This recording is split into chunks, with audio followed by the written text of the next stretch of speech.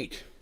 Excellent. And today I think my mic is working, so let's hope for that. Good day, everybody. Hello, hello, hello.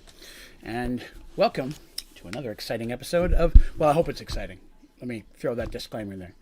Hope it's exciting episode of Mergedworlds. So, people who are saying you're late, no, you're good. I literally just fired it up. So we are fine. But hello, and thank you all for coming by. Ooh, a lot of familiar faces here today. So we got Bragg, Teresa, Jim and Smashley. Hello, hello. Xbox and Phantom. Hello. Oh, Evo's here as well. Hello. Well, I appreciate you all coming by for tonight's episode. This is the third one in a row. So again, just as a disclaimer, next weekend there will not be a Mergeworlds. That will be the members only stream for those of you who have a membership to the channel. So looking forward to having that cool night with you guys as well. Then we'll be back to Mergeworld for 3 more weeks after that in a row. So yay. Today we're switching channels a little bit, which is nice.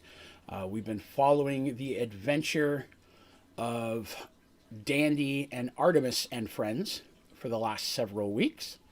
And we kind of got to the end of that section there.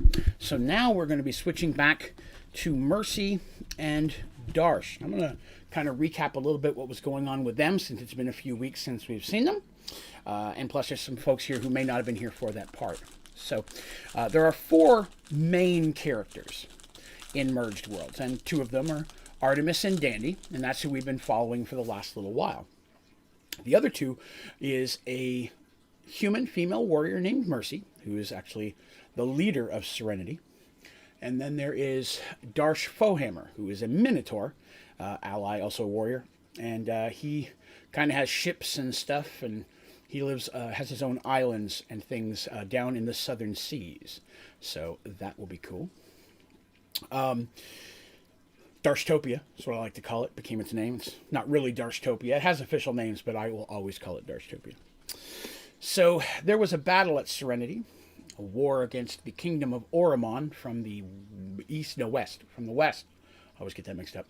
From the west, Serenity was victorious, thanks to the assistance of several mages that came from their allied kingdom of Paxual, led by Lamia of the Red, who is the head of the neutral aligned mages of that tower and has helped them in the past. She advised them that their friend, her apprentice, well, was her apprentice, now he's not, Tobias, now he has his own apprentice, and a group of other mages had attempted to infiltrate Oromon and had gone missing. His squire, or his apprentice, I'm sorry, he'd managed to teleport him back, but had to stay himself. That's Edwin. So Lamia basically said, okay, I need you guys to go in there and get him. Somehow they know whenever mages show up or anybody using magic. So I need you to go in there and get him. And I need you to not take any of your magical gear with you. Oh, excuse me. Because I think that they'll be able to find those. I have a spell I can cast on you that'll change what you look like. And due to the nature of the spell, I believe it will not be sensed by them.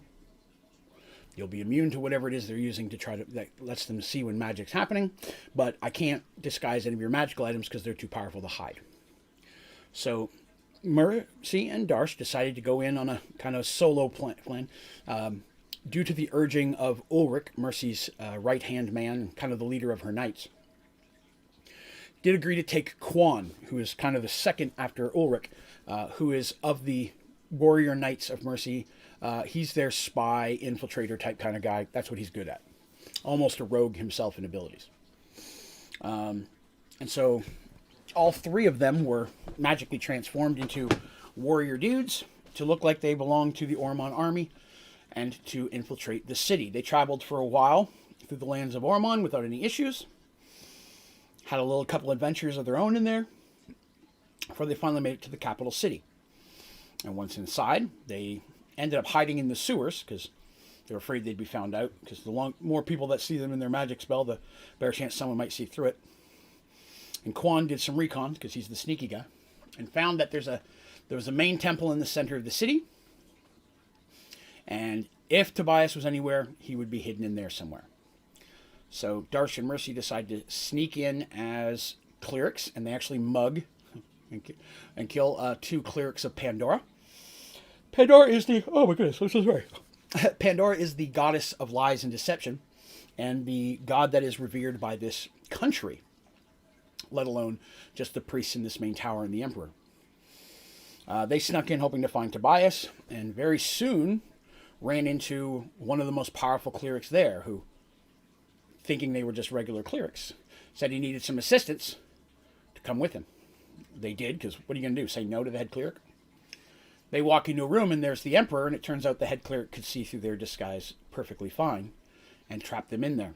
The room was surrounded by Oromanian elites, which are pretty tough guys to fight. They always work in pairs. Don't ever say anything. Hey, Teresa. I'm sorry, Mystique. Blah. Teresa's already here. Hello, Mystique. I'm glad you make it. Just doing a recap right now,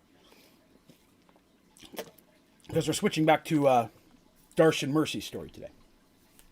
And then a spell was cast on them, and then they blacked out. And then we went over to the Artemis Dandy story for a long period of time. Artemis Dandy story, there's a lot of traveling. Not counting the first part of Artemis and Dandy's story, which we'd done. There was 6-8 months of that kind of thing. There's a lot of time went by with all their traveling. Darsh and Mercy had made it to the capital city. I want to say it took about 5-6 weeks tops to get there. They only spent a couple days there before they tried to get in, because they knew their time was limited. And then they were caught. So we're going to begin today's story with a little bit of reading. Again, this is the same thing that I read to the characters when we were playing the game. So I will be reading it to you in the same vein. So when I say you, understand, I mean I'm reading to the characters. And a lot of times I'll say you, and we're like, well, which character am I talking to? It could be technically both. They could be experiencing approximately the same thing. I'll specify if it's one or the other. Well, I got to go sleep since I got to wake up early. Night trip. Well, good night, Xbox. Have yourself a good evening, and best of luck with the school tomorrow. Okay, so here we go. I did not give this chapter a title, I just realized. Interesting. Pain unimaginable. You don't remember a time before the pain. It seems like your whole life has been this way. You lost your ability to scream long ago. And through it all, you hear the voices, whispers in your mind, asking questions, prodding and poking your memories. They're searching for something, you think, but before you can really put your finger on it, everything is drowned out again by more pain. Suddenly, the pain starts to lessen. This has never happened before. Then the voices stop. You're starting to get scared. Are you dead? Is it finally over? Or is this some new kind of trick before something worse begins? Your body tenses as you again hear voices, which sends a new shock of pain through you. The tensing up, not the voices. Slowly you relax. Slowly you realize these voices aren't in your head, but you can actually hear them through your ears. The strain is too much for your body to bear, and you feel yourself slipping into unconsciousness. And for the first time you can remember, you sleep. You are awoken again by voices nearby. You realize you're lying on some type of cold, hard slab. Your body feels numb and only slightly aches. It feels like your face and body are covered with something, and you are unable to see. The thing that's covering does not feel heavy. The voices are muffled, and you're unable to move. For a moment again, you panic. Is it true you're really dead? Slowly, you're able to turn your head slightly. Excited, you try your arms. You're able to feel restraints around your wrists. Relieved to feel your body actually hurting at the strain, you relax. I'm not dead after all. After a few more moments, you feel yourself fall asleep again. Now this part, I specifically said Darsh. This is specifically for Darsh. Darsh, you awaken. Again, all the things I just read, Darsh experienced. This time he wakes up and he has more consciousness. He has more control. Even though he's really, really sore, the pain is comforting. He's not dead. He's trying to be careful. He doesn't hear any voices at this point. But he is cold. He's laying on something cold. So he tries to sit up, and it hurts. Like he hasn't sat up in a long time.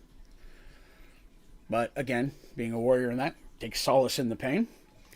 Manages to pull himself up into a sitting position. He has some type of metal wrapped around his neck. Clearly some type of lock. Oh, nice shirt. Thank you very much. And you can see that there are more restraints attached to his legs with chains to the wall, and they are very heavy, at least for regular people. He's a very strong guy. He's also naked. None of his gear, none of the armor he had, and he is in his Minotaur form. The spell that had made him a human is no longer there. Checking himself and looking, he realizes that approximately 60% of his body, the hair is very short, like he had been shaved bald, and it's been growing back for a little while. And it appears like it's new growth. The skin beneath those areas, there are thin, almost hard to see scar lines and markings. He tries to stand up, but he's very wobbly. He didn't realize it, kind of like the thing where you've been drinking in a pool. You get out of the pool and realize how drunk you are. He gets up and he has to brace himself by holding on. There is a very, very heavy-looking wooden door to the stone room he's in. You can only assume it's some type of cell. There's a small window in the door, but there is no window other than that facing outside, so he doesn't know where he is. 1 second. Gotcha. Not knowing what else to do, he looks around, doesn't say anything. He looks through the little hole in the door, and what little he can see in the hallway is lit by torches. He sees another door across from him, same way, maybe a couple more down the side. He doesn't hear anything, so he calls out for mercy. At that point, Mercy awakens. Hearing Darsh's voice, there's a little bit of concern in it, of course, caused her to pop up. And immediately regrets that she did, because, pain. She, too, is laying there, naked on the slab, chains from her foot, attaching her to the wall. Not quite as big chains, but chains nonetheless.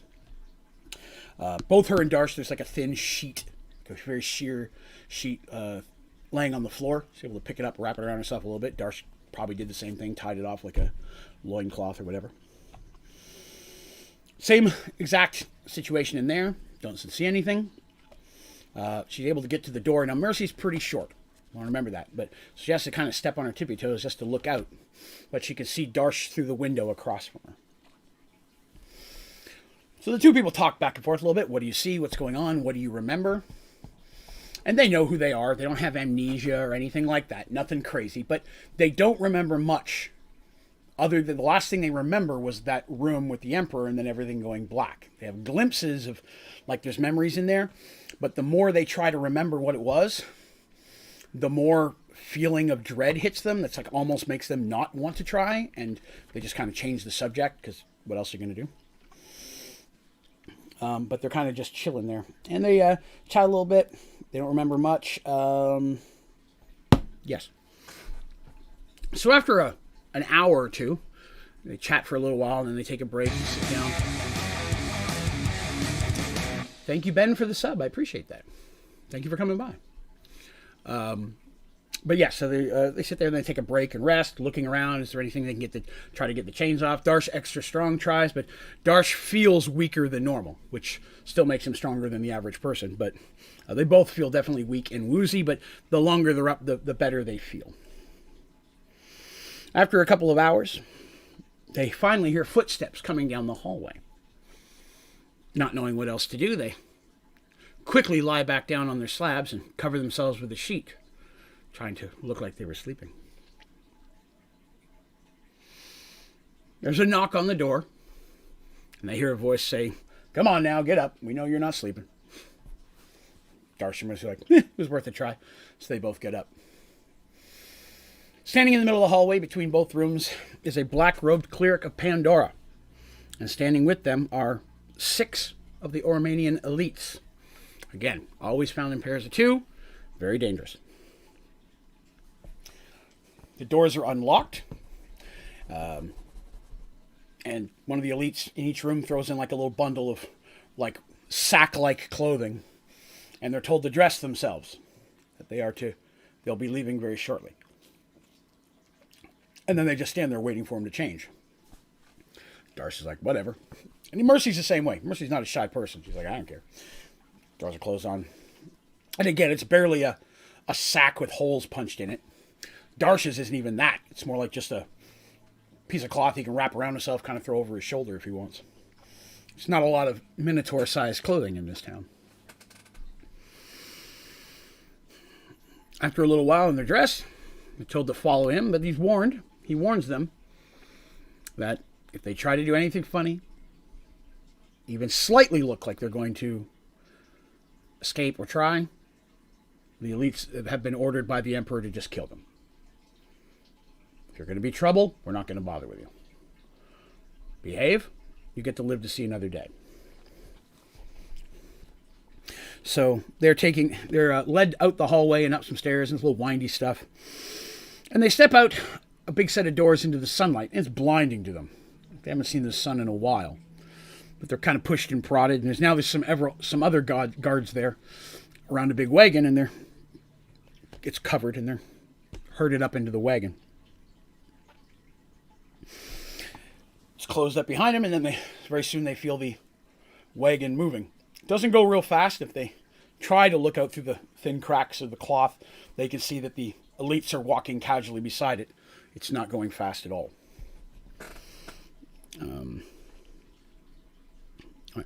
So they travel for a good little while, probably about 15, 20 minutes. It's a very big city. There's a lot of places to go in it. They start hearing more and more noise of crowds. Looking through the thin cracks again as the cloth moves and parts between the different sheets, they can see larger groups of people around dressed in different colors and such. And they can start hearing what almost sounds like barkers or people yelling towards a crowd or to a group of people. And that continues to get louder.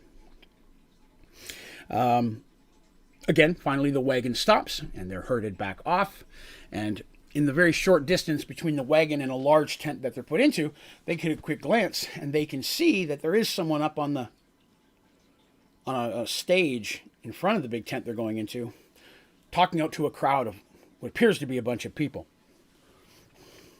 And inside the tent, when they go inside, they see a bunch of other people dressed like them. All men, humans, all looking very unhappy to be in that situation, and all dressed as shabbily as them, all clearly looking like slaves or poor people of some time.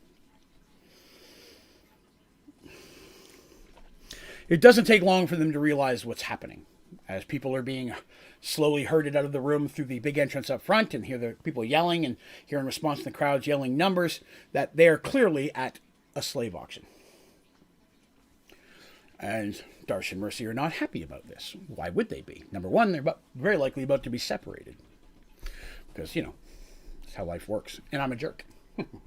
But, none of them wants to end up as a servant or working in the fields or something. They've got friends to save and things and so much, and neither one of them can help but wonder about Quan and where he is.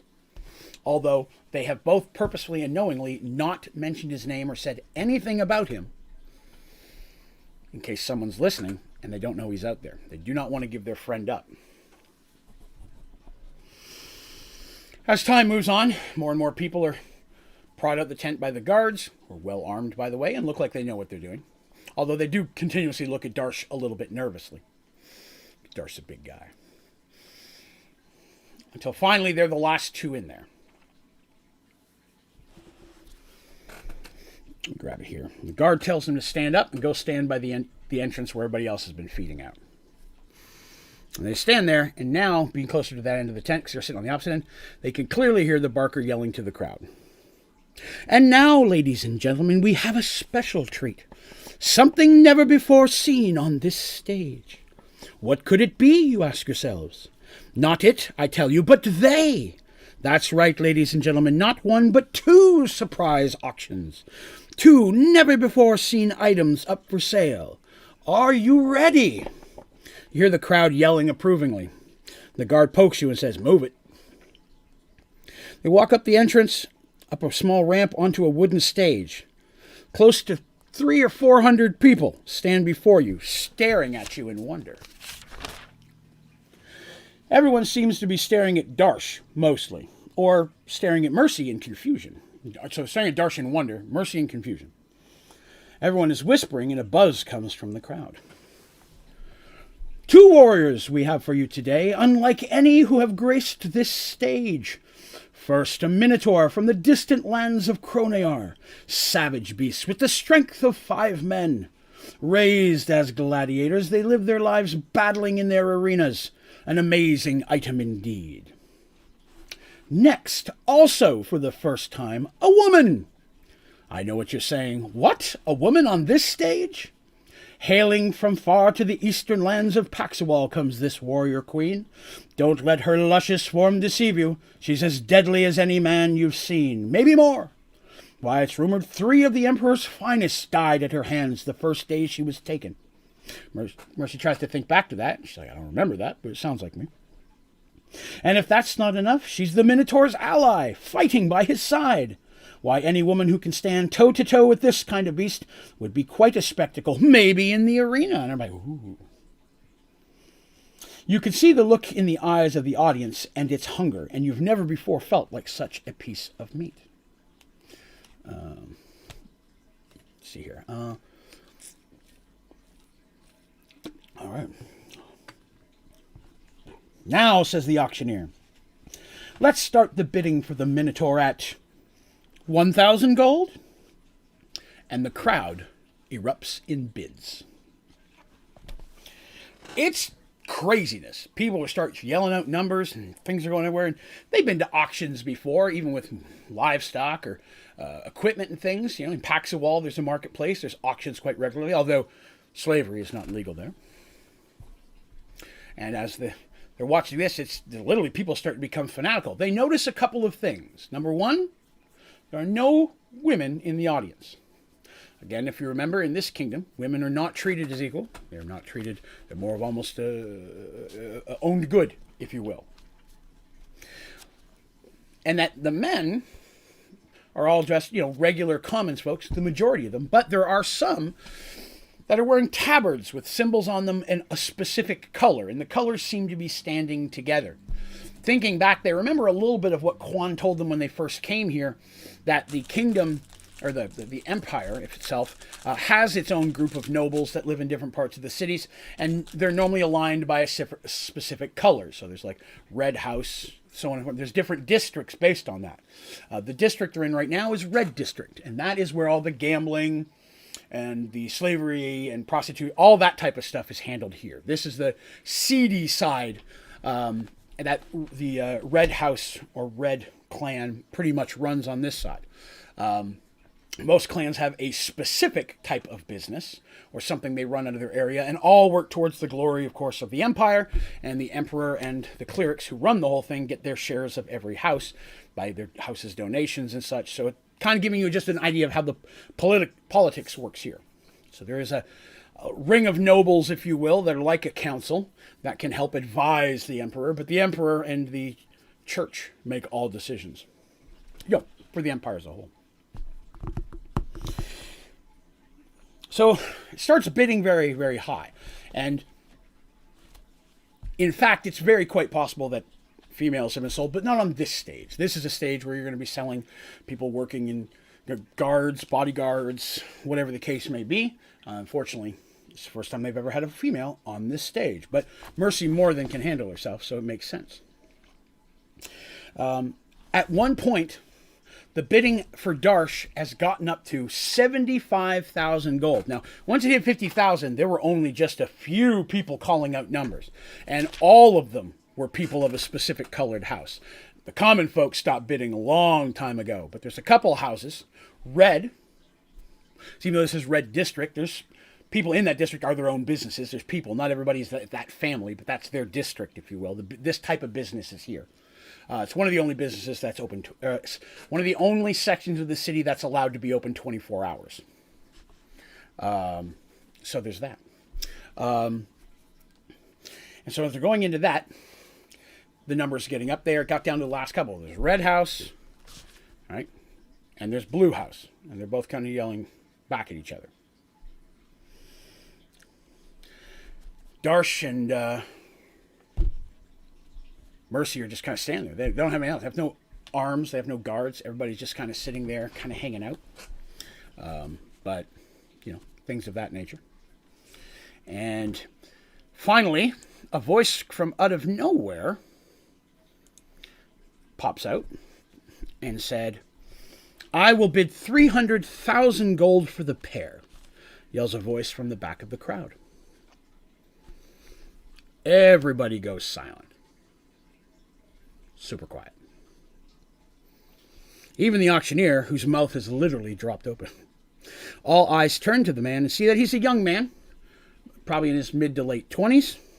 He has several guards standing next to him as well, but they're all dressed in a purple. And they haven't seen very many purple at all in the crowd. Now, the previous high bidder, 75,000, was actually someone from Blue House. I'm sorry.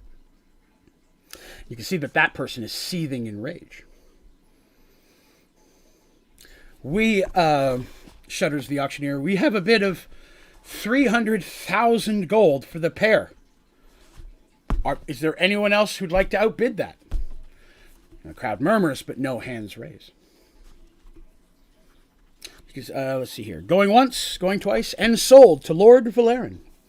The auctioneer turns to you as the crowd claps and starts chatting and so on and so forth. And says, well, your new master just made me a fortune today. But he's also made an enemy out of several of the houses. And laughing, he walks away. The guards from in the tent come out, kind of pull you back down, and you're taken to a side where Lord Valerian and his guards kind of show up. They come around they make their payment, which they do through some type of scroll marker system. The funds will be transferred later, kind of thing. And immediately Lord Valerian, well, he seems slightly soft-spoken. He seems like an overly friendly guy. He's also very businesslike when he starts talking to them, and explains that now you belong to me.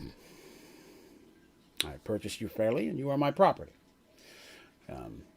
I have purchased you to add to my team in the arena, where you will fight, and hopefully help me make my money back.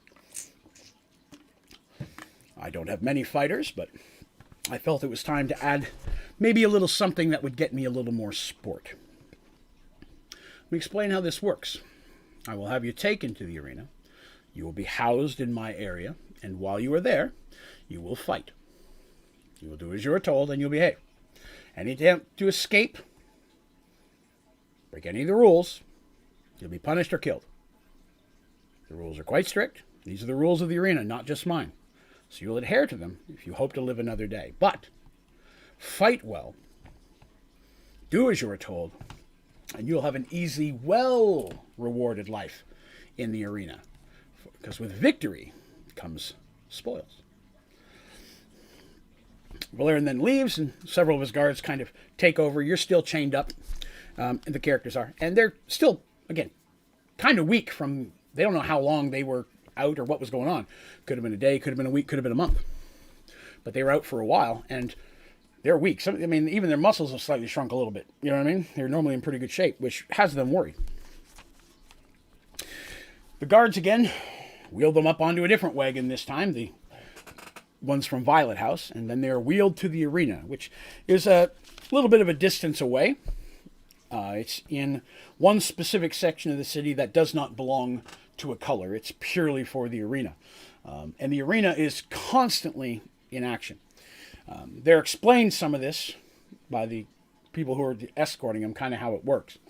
So, an Oromanian week is 9 days. A lot of things are based on 9 here.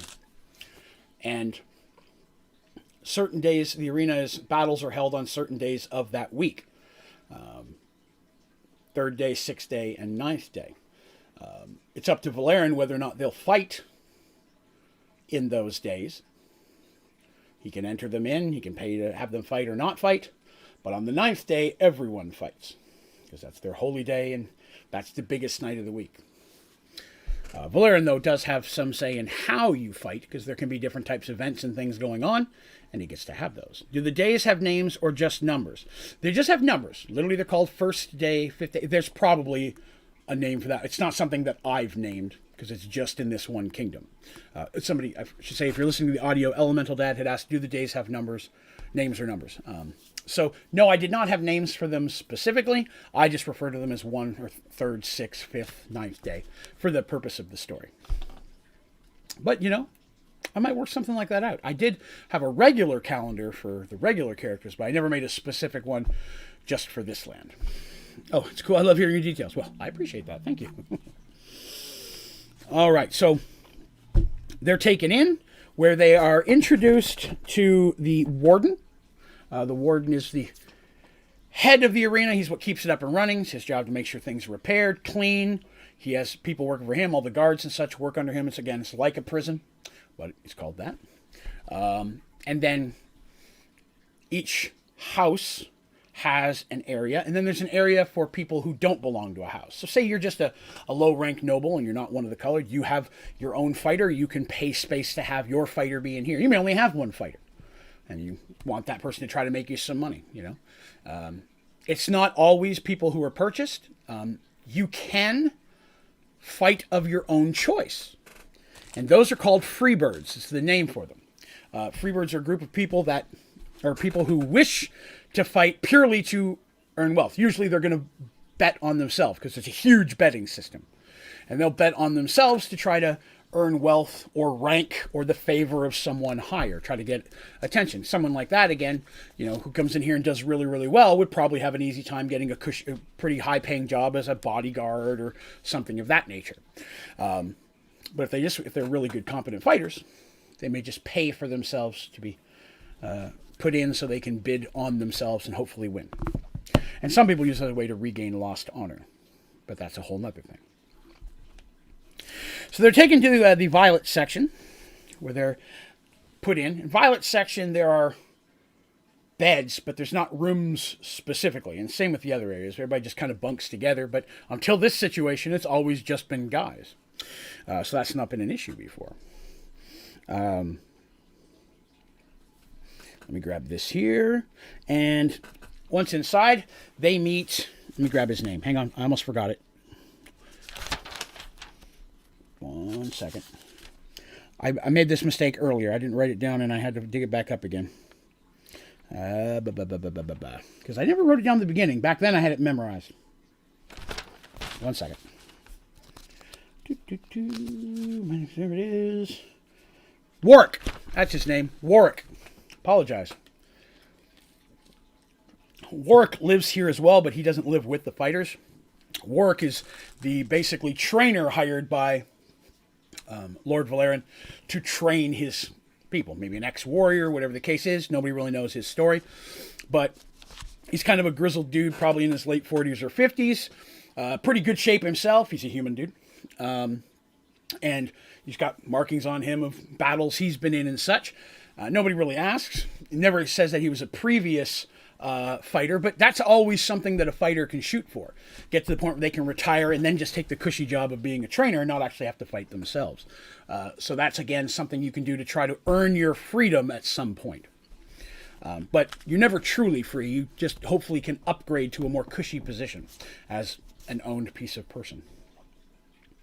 So they're taken in there. Warwick is a little surprised. He said, Valerian hadn't... He's just straight up honest. He goes, Valerian didn't tell me we were getting anyone new, and it's been a while, and wow, new indeed.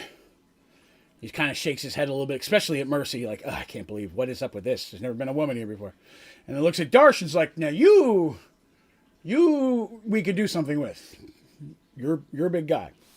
He says, you know, there's empty bunks, there's definitely more bunks than there are people. But they're introduced to the only other 4 fighters that are here, and that is Derek, Lomas, Jin, and Turk. These 4 are all humans at some point purchased. Most of them are, again, in their 20s to 30s at this point. They're all pretty young. You don't live to be real old in the arena. And all of them have some type of scars or injury. Turk's missing a piece of an ear. You can tell that Lomas's nose has been busted a couple of times. He's got that wow nose kind of thing going on. That kind of stuff.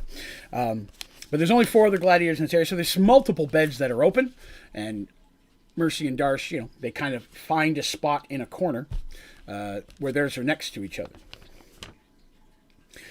because again, you know, they don't know this. The other people are like nodding and hello kind of thing, but they don't seem real happy to see Darsh and Mercy walk up in here. Because again, you can imagine, you know, these got 4 guys have been in here for a while. You know, oh, hello, Black Beauty, welcome. And now you've got this big guy, and you've never hung out with a Minotaur before. You know if that's a person. Does he have an animal instincts? Is he going to gore you in the middle of the night? You don't know these things. So, you know, and as for now there's an attractive lady in here. Is this a trap of some kind? What's going on? So there's that. But they're locked in. They do get fed. But someone brings around food. And it's adequate food. It's not bad. Darsh is a little unhappy with the quantity that he gets. It's not as much as he likes. And he's going to see what he can do about that. But overall, the food isn't bad. You know, again, they want their fighters to be healthy. So there's some fruit and vegetables and some meat on there. Probably not the best seasoned thing, but for health-wise, it's pretty good. Darsh tries to strike up a bit of a conversation with the other guys, and they're kind of like, okay, they're very avoiding him, and they'll answer in short nods, and Darsh very quickly says, okay, these guys don't trust me either. And he's still tired from the whole ordeal. He's been walking around for the first time in however long. And he can't really say how long has it been, because he doesn't know what the date was in this kingdom when he got here. They could give him a date, and he'd have no idea. Could have been, again, a week, could have been a month. But Darsh and Mercy finally getting in the corner, keeping an eye, decide they're going to try to take turns sleeping. It doesn't end up working out. Eventually, they both just succumb to exhaustion. So the next day happens again. They're fed, and this time the breakfast is definitely heartier. And Darsh is even happy with the quantity. There's a lot of it, and the other fighters are actually, they can overhear them commenting as, wow, we haven't been fed like this in a while. And again, looking over at Darsh and Mercy, they're kind of like, okay, it's probably because you guys, thank you. You know, kind of giving that look like of acknowledgement, but not much else.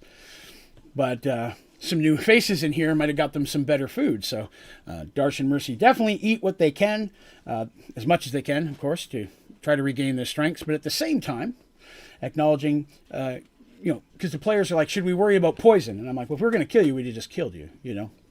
So that was their logic. We're just going to eat it. If they're going to kill us, they could just kill us. They don't need to throw poison in there. Plus, the food came from all the same area, like to everybody, so they'd be killing everybody in there. We're assuming that's not wanting to be done right now. And then, after they've eaten, had a little bit of time, the other guys are up, starting to do some stretches and stuff, and finally Warwick shows up. The things opens, and on the other side, there's a door that opens to a hallway that leads out to the arena. This hallway goes from Violet's section to the arena, and that's it. There's no other branches. Once that door is opened, the only place they can go is to the arena. So it's not like there's hallways they could try to make a break for it or anything like that. The other side is the doors where they came in, where there are hallways and things. Warwick unlocks it from the other side. They go in and they're taken out. And it's a pretty good day, sunny, even a little bit on the warm side, probably about a midsummer temperature. And you can see that everybody's got weapons, they're practicing, they're sparring, and the different trainers are working with different people. And Darsh just kind of says, we fighting today? Because he wants to know, what's going on here. And Warwick's like, nope, not today. He goes, today is, give me 1 second, first day. He goes, so there'll be 2 days before the next fights. There were fights basically yesterday, which makes some sense with all the excitement and things going on, gladiators and all. They're taken out there. There's racks of weapons. They're all weapon replicas, so they're all wooden. There's battle axes, there's swords, there's maces, morning stars, even flails will have chain connecting 2 pieces of wood, but there's nothing bladed per se. But there are wooden weapons of nearly any weapon you could think of. And you can tell that some of the guys go over and they grab things that they're used to, and sometimes somebody may grab something they're not, trying to learn something different. There's all sorts of different weapons there that are melee. There are no real ranged weapon there. I mean, you could throw a battle axe if you want to. Darsh could. But nothing that was designed to be a range. There's no bows, no crossbows, no... there's probably spears. I'd say that, because that's a melee kind of chuck, but nothing where you're going to try to use it to escape. Shoot guards kind of thing. So... a couple of days go by where they're training, and it doesn't take long for Warwick to realize these two know what they're doing. They have a bit better clothes now that were delivered. They're still not nice stuff, but at least they're a little bit more comfortable and they're able to fight and they get out there. And the other warriors in the group very quickly start to win over as they see Darsh and Mercy sparring together, and they're just going at it almost like they're enemies. And they're like, whoa, you guys hate each other, but they're not. They're just really, really skilled.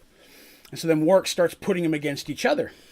And Darsh and Mercy start fighting against different other, and easily starting to outdo them.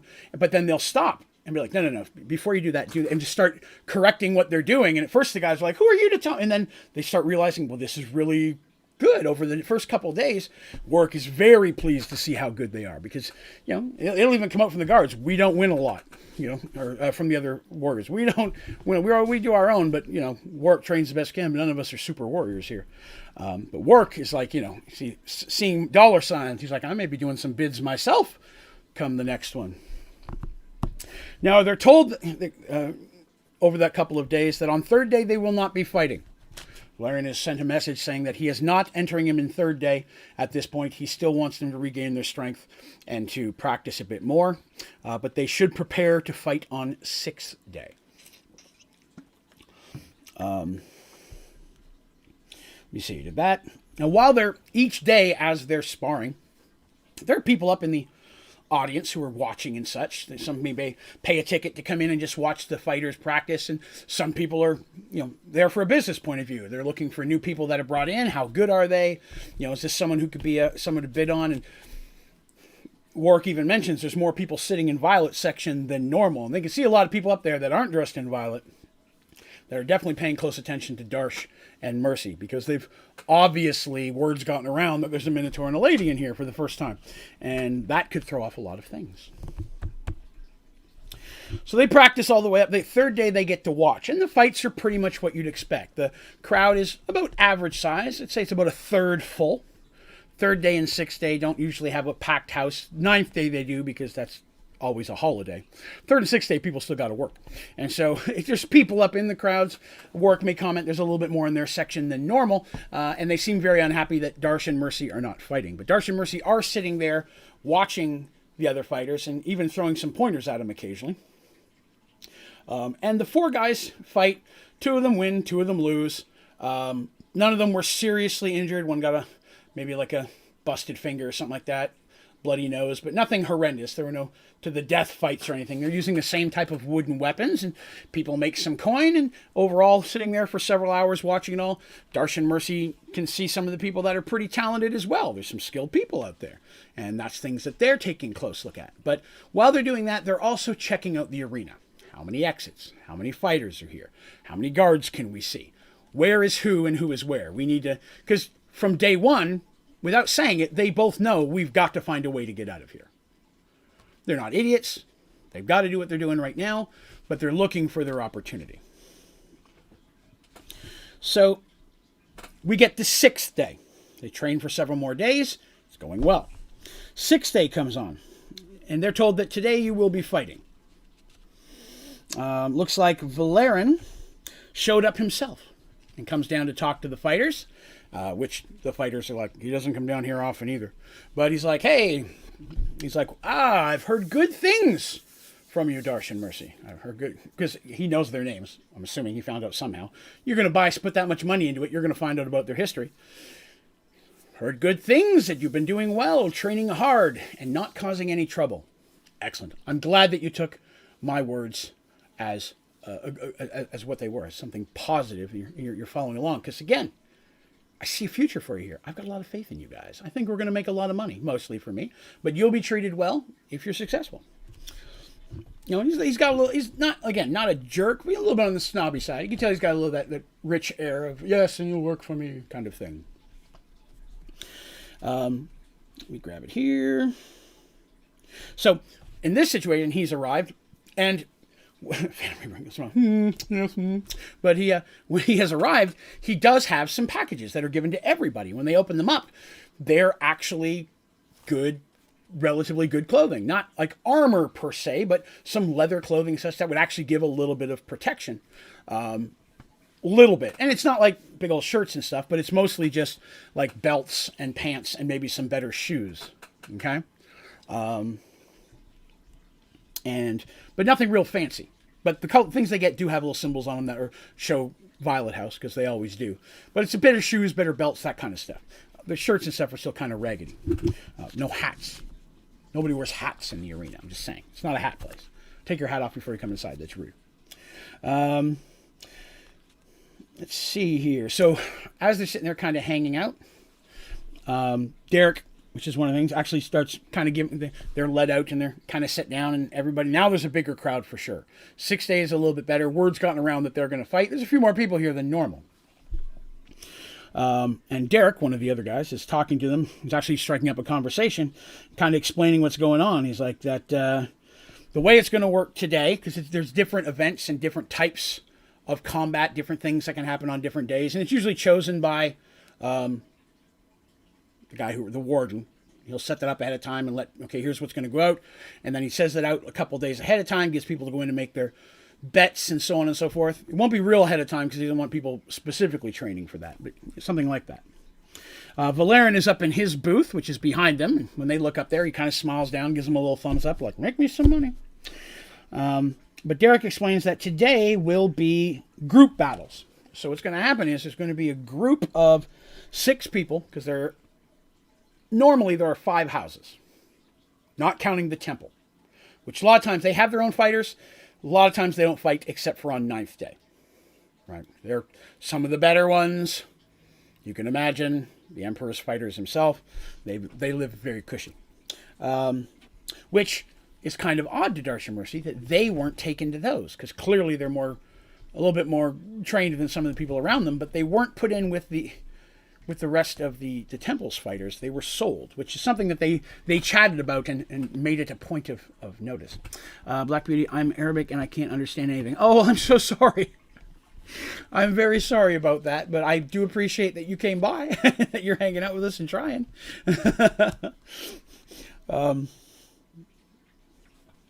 So the way it's going to be rounds of 6 people. Sometimes a free bird will be in there as well, though none have entered today. And in each battle, there can be no more than 1 person per team. And then at the end of the day, there's going to be a large free-for-all of anyone who's not dead, and it's last team standing. So this kind of will people down, so there's only some people who can do it. So in the, it's not to the death by any means, but it is explained, that still sometimes happens, but it's not required by any means. And they jump in and they basically say, Mercy's going to go in first. She's actually in the very first round with 5 other people. So Mercy gets in there and she chooses a decent wooden shield, and she finds a sturdy, thick Morning Star, which is her weapon of choice, as we all know. She also can use a sword very well, but prefers that. And with this being a fight where blade is not going to help you that much anyways, the wooden blades will still cut. They're not sharp, but, you still get hit with a hard wooden blade. It can still break some skin, but the blunt weapon is definitely going to work in her favor anyways, even though it doesn't have spikes on it as much as bumps, which some Morning Stars have bumps instead of spikes anyways. Hers doesn't. Her good one has spikes, but that's back at the house. The fight, it goes kind of as you expect. Immediately, everybody just kind of dissuades Mercy. Some of the fighters have seen her practicing a little bit, but there's that bias of, oh, it's a lady, it's not a problem. And one of the guys, as the other ones start to shape up, one guy just comes walking over like I'll just take her out real quick and we'll move forward. It doesn't take but 30 seconds before he's unconscious on the ground with some blood coming out of his nose. Mercy just quickly parries, shield bashes him in the face, and while he's stumbling back, she's like, pop, right on the head, and he hits the ground. And that gets the attention of the other fighters, who kind of stop for a second, and Mercy's like, I'm not going to be here all day, and she just wades in, and the fighting goes on. Of course, it's everybody versus everybody, but after a minute, people start dropping, comes down to Mercy versus 2, and then Mercy wins, which was to be expected. She overwhelmingly outclassed the other fighters in this group. They had some, probably a bit of training, but they were nothing trained like Mercy has. Against 5 other people of, much better training, it wouldn't have gone that smooth. But it's obvious that she outmatched these people. But the crowd's loving it. They're, oh, wow. Because these guys are going to have a hard time living that down, right? In this place, in this type of society, all 5 of you guys just got taken out by the first lady to ever fight in here. You can understand how that's going to be an issue in that type of society. The tables have turned. That's correct. And hello, Just Billy, and hello, Furo Gaming. Good day. A couple more fights go by. Some of the other fighters go in. And then finally, the second to last match, Darsh is in. And Darsh, again, is going in against 5 people. That's the size of the group. Sometimes it'll be versus 6 people versus 7, just depending on how the groups measure out. But he's also against 5 people. In this situation, a little bit different than the first one. All of them see Darsh, and Darsh can tell very quickly that the way they're looking at each other, that it's about to be Darsh on 5. Which, to be honest, right now he's not in a good mood. He's okay with that. This is the first time he's got to really swing a weapon in a while. And Darsh also chose a shield, but he chose a 2-handed sword, a big one, that he's using as a 1-handed sword. Because there's not really Minotaur-sized weapons in there. Same situation. The 5 come in on him at once, and his, again, drastically outclasses them. And it's very easy early on for Darsh and Mercy to see, okay, the people that are thrown out here today, a lot of them are the newer ones that may have just been added to a team in the past couple of weeks. People that aren't that successful, they're keeping their big guns back for the bigger days. They're throwing some people out to test the water, and they're new people. And Darsh just mows them down. You know, at some point they literally get some good hits in, and he just shrugs them off because they're just not expecting him to have that durability. But he's not going for a kill by any means. He understands these people are in a situation they've got to do what they've got to do either. So while he knocks most of them out, or just knocks them to the ground where they can barely move, he's not trying to go to do any serious damage or kill anyone. So that why it takes a little bit longer than normal. But the characters actually did fight these out. And that was the actions they said they wanted. I want to hurt, I want to win, but I don't want to kill. And so that, of course, adds difficulty to their roles, because now they're literally trying to do what we call pulling a punch. And if you're pulling a punch, that's a little bit more challenging to do. Because the other person may not accept that, and the way they react, you end up hitting them harder than they thought. So pulling a punch is something that we do have. I don't know if that's in 5th edition or not. It's not really in 2nd edition what I play, but it's something that we've worked into the game. Pulling a punch has its own mechanics for the way that we play D&D. But Darsh also wins. Now, unfortunately for Darsh, his was the second last fight. So the last fight, see Midnight in the background. Oh yeah, he's sitting on this little chair over here. My wife pulled a chair over to sit here the other day, and he's been enjoying. Yes, buddy, I know. He's been enjoying the cushion on there. So he likes to sit on the chair behind me. Yes, big old stretchy mouth. Thank you very much. Big old yawn. But yes, so Darsh has to go right back in now in a 40-man free-for-all, or 39-man, one-lady free-for-all. And it's last team standing. So they don't have to fight their own team. Their team is in there. It only benefits. So the other team are all like, well, we just saw Darsh and Mercy take them out, and they were a bit more successful. One of their teams, one of their members, which was Lomas, was injured in his fight enough that he can't fight in this one. So he's out. It's just the other 3. Turtle has a question. So Draven, why was your old Minecraft username Omniana? I'm kind of curious. It was Omniana because when I first started playing Minecraft, my first goal was to build Serenity. Right? I wanted to build Serenity and then be able to show my friends the city that we've been D&Ding in for a long time, and give them a rough, approximate physical thing with key points. Like I built the temple, I built the castle, and I built a lot of stuff. But I put my name as Omniana because it's the god that creates the world. Omniana being the primary god that's controlled their story since the beginning. I thought it kind of funny. So I had that one specifically for that one. Firo, hey Draven, are you a Harry Potter fan? Not really. I think I saw the first 4 movies. And just, they never really grabbed me. Not against them, I'm saying they're bad. They're So no, I never really get. My mom was really big into Harry Potter, and my sister, they really like that. I went a little bit more Lord of the Rings, but even then, my wife's a bigger fan of that than I am as well. But not a huge Harry Potter fan. I've never, like I said, I've never seen the last, was it 4 movies? There's 8 total, and now there's other movies that's like prequels. I haven't seen any of that stuff. Of course, I don't watch a lot of movies that aren't Marvel at this point, anyways. But thank you for the question. Yes. Here we go. So the 40-man fight, it's them and 3 of their house, and the houses start jumping in there. And again, same situation because of Darsh and how well Mercy did. Very quickly, some of the other houses are clearly not fighting each other to come at Violet House. But Darsh specifically starts yelling out kind of commands and some of the things they talked about with the other Violet House fighters earlier, and starts kind of giving them, strategy. Do this, stand here, back to back, yada yada. And even though they take some injuries, Darsh himself took several hits to defend one of the other fighters. They successfully won, and at the end of the fight, it was really just Darsh, Mercy, and Derek standing. Derek is by far the most skilled fighter of the 4 other warriors that are on Violet House's team. But they managed to take pretty much everyone out. The other guys that fell are hurt, injured, or knocked out, but none of them are dead. Maybe one's got like a busted foot or something like that. Nothing real bad. Oh, Mr. Midnight decided to leave. See his chair spinning around. There you go, buddy. But yes, so overall it went well, and the audience loved it. Seeing Darsh and Mercy whooping ass was really cool. You don't see that. They've never seen that in the arena before. So there's a lot of that, and a lot of people have thrown more bids and bets than normal.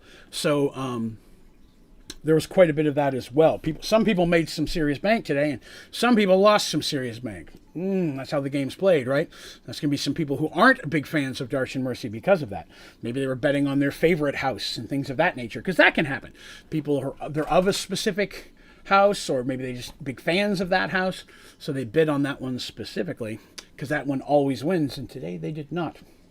Because as I learned, Violet doesn't win that often. Sometimes a match here and there. Hello, Midnight. No, you can't step on my book, buddy. I got to read it. He did that earlier today. You can't put your bet on my book.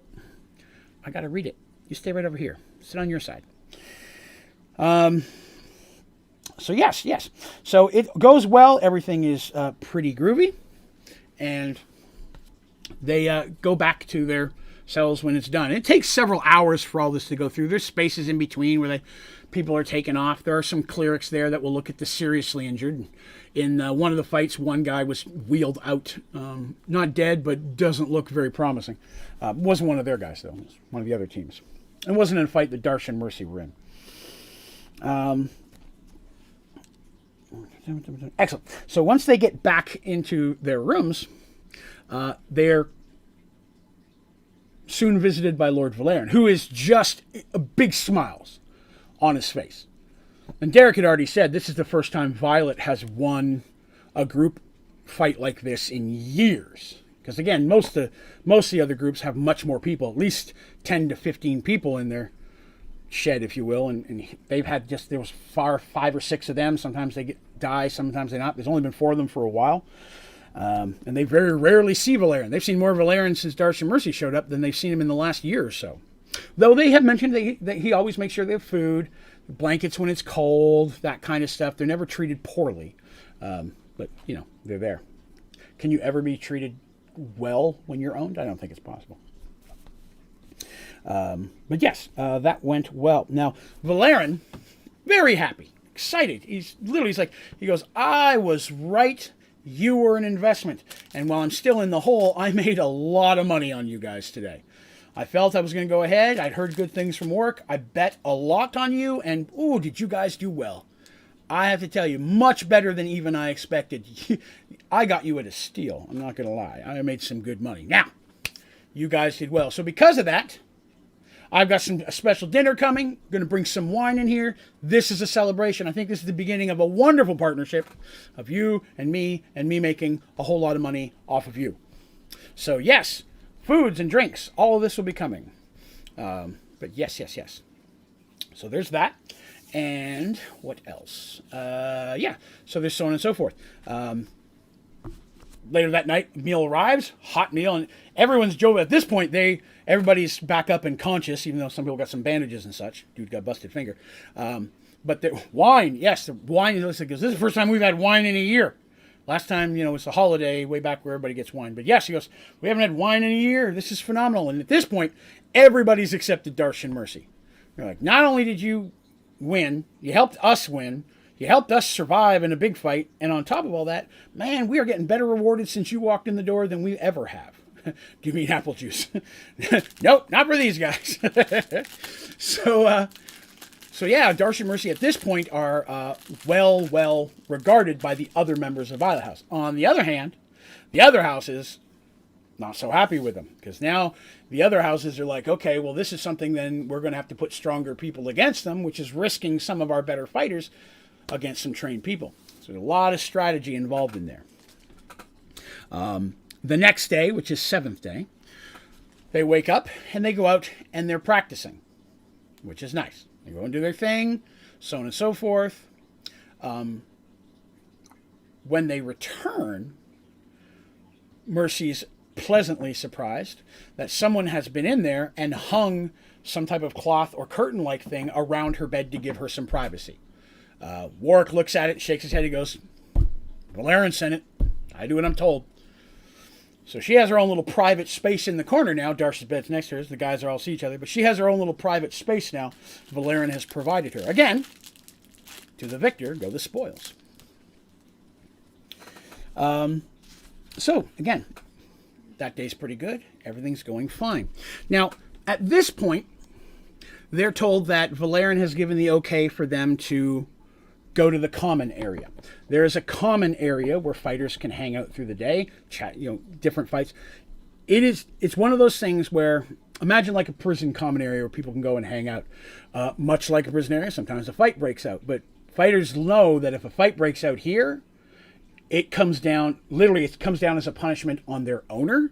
And then the owner bring the punishment down on them, which could be permanent, if you understand what I'm saying. You don't mess around in there. So grudges are taken care of in the ring. You may have an argument, you can pick a fight, but most fighters, even the most hot-headed, know you do not fight in the common area. But at this point, they're given the other ones, they go in there all the time, but they haven't been able to go in there since Darcy and Mercy showed up. And they're like, oh, cool, we can go back out there. Because in there, they think people are playing bones or cards or dice or whatever the case may be. And Valerian always sees that his fighters get a little bit of coin, something to gamble, something to do, buy contraband, get a thing of wine from somebody else who happened to have some that their master gave to them, kind of thing. So even Darcy and Mercy at this point have been given a couple of coins, which again, not very much, but in here, a lot, So they're allowed to go to the common area. And not many of the other people pay a lot of attention. I mean, they obviously notice them, but don't try to stuck up conversations with Darcy and Mercy. And Darcy and Mercy hanging out there, which is where they hang out most of the day after the fighters. Where are they? Sorry, I missed a lot of the beginning. They were purchased and are now belong to Violet House and fighting in a gladiatorial arena. So they're owned by Violet House. They live in the arena. And they still don't know what happened to Quan. No word from Quan. None of that kind of thing. So they don't know what's going on with that. But again, they're very careful not to talk about him because they don't know if anybody else knows, and they don't know if there's any spies in here. So they've been very careful about that. How were they purchased? They were sold in they were taken to an auction in the auction slave area of Ormond. All that happened at the beginning of this video. They were captured at the end of their video. The Emperor had found them. Well, they were taken in there thinking they were disguised, and the Emperor's like, you really thought your disguise would be good for me? And then they all kind of conked out. And then all they remembered was pain and bad stuff, but then they woke up, they had no idea how long that was, and there's scars on their body, and Darsh has lots of area where the hair's just now growing back, where he's clearly been hurt or cut into or something like that. So that kind of stuff. Yeah. So they start hanging out in the common area. And there's a few things that they learn. Because again, I'm prepared for this. I know my players pretty well. So they start asking questions. Well, who's all in here? What's going on? Yada, yada. And what do we see? Are there a lot of guards? And there are not. There's really only one guard in there keeping an eye on. Again, fights don't pop up here. It is a harsh, harsh punishment.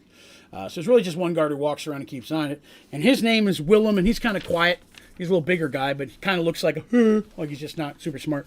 But he just kind of walks around and talks to people occasionally and hear him laughing with different people and tell a joke or whatever. But he seems like an okay guy, but he stays away from Darcy and Mercy. There is let's see here. There's a real big dude named Brote, a very chubby dude, and he's the guy that basically cooks the foods and has the food delivered. He has several underlings under him. Sometimes he'll be paid well by someone's master to prepare something special for them, like the meal they had last night. So again, last night he got paid extra for making that. So he's in a good mood today because he got a lot of money for cooking an extra meal that he normally didn't have to do.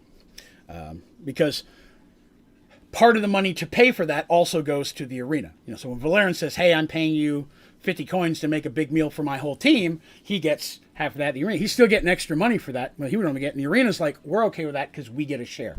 Anything coming in, they get a share or a tax on. And plus, they also do their own betting and such and make their own money. And they're also funded by the kingdom or the empire itself. And then the last one is a guy named Perrin. Perrin's an older guy. I do not have figures for any of these people, any pictures, so I apologize. Perrin is an older guy, thin, bald. He's probably in his mid to late 50s. He's very quiet, doesn't talk to everybody, kind of just leaves him alone, nods at him or thanks him or whatever. He goes around and empties out trash cans and buckets and such, and he's in and out of the place a lot, but he just kind of sticks to himself. Once in a while, he'll have other people working with him, if it's like a big thing or cleaning this, cleaning that. But most of the time, it's just him or him directing younger people. So he's kind of like the head janitor. I don't know, head servant. I'm not sure what you'd call that. Also, they learned that hanging out here in the common area are 3 freebirds that currently frequent inside the arena. My phone is at 0.04%. Oh, good Lord. That's never good. I have a charging cable set up next to me at all times, specifically for Jackbox nights, so I don't run out of power. What was it? Oh yeah, 3 freebirds. One of them is known as Kurgan the Grey, one is known as Sarek Windrell, and one is known as Jassel the Snake.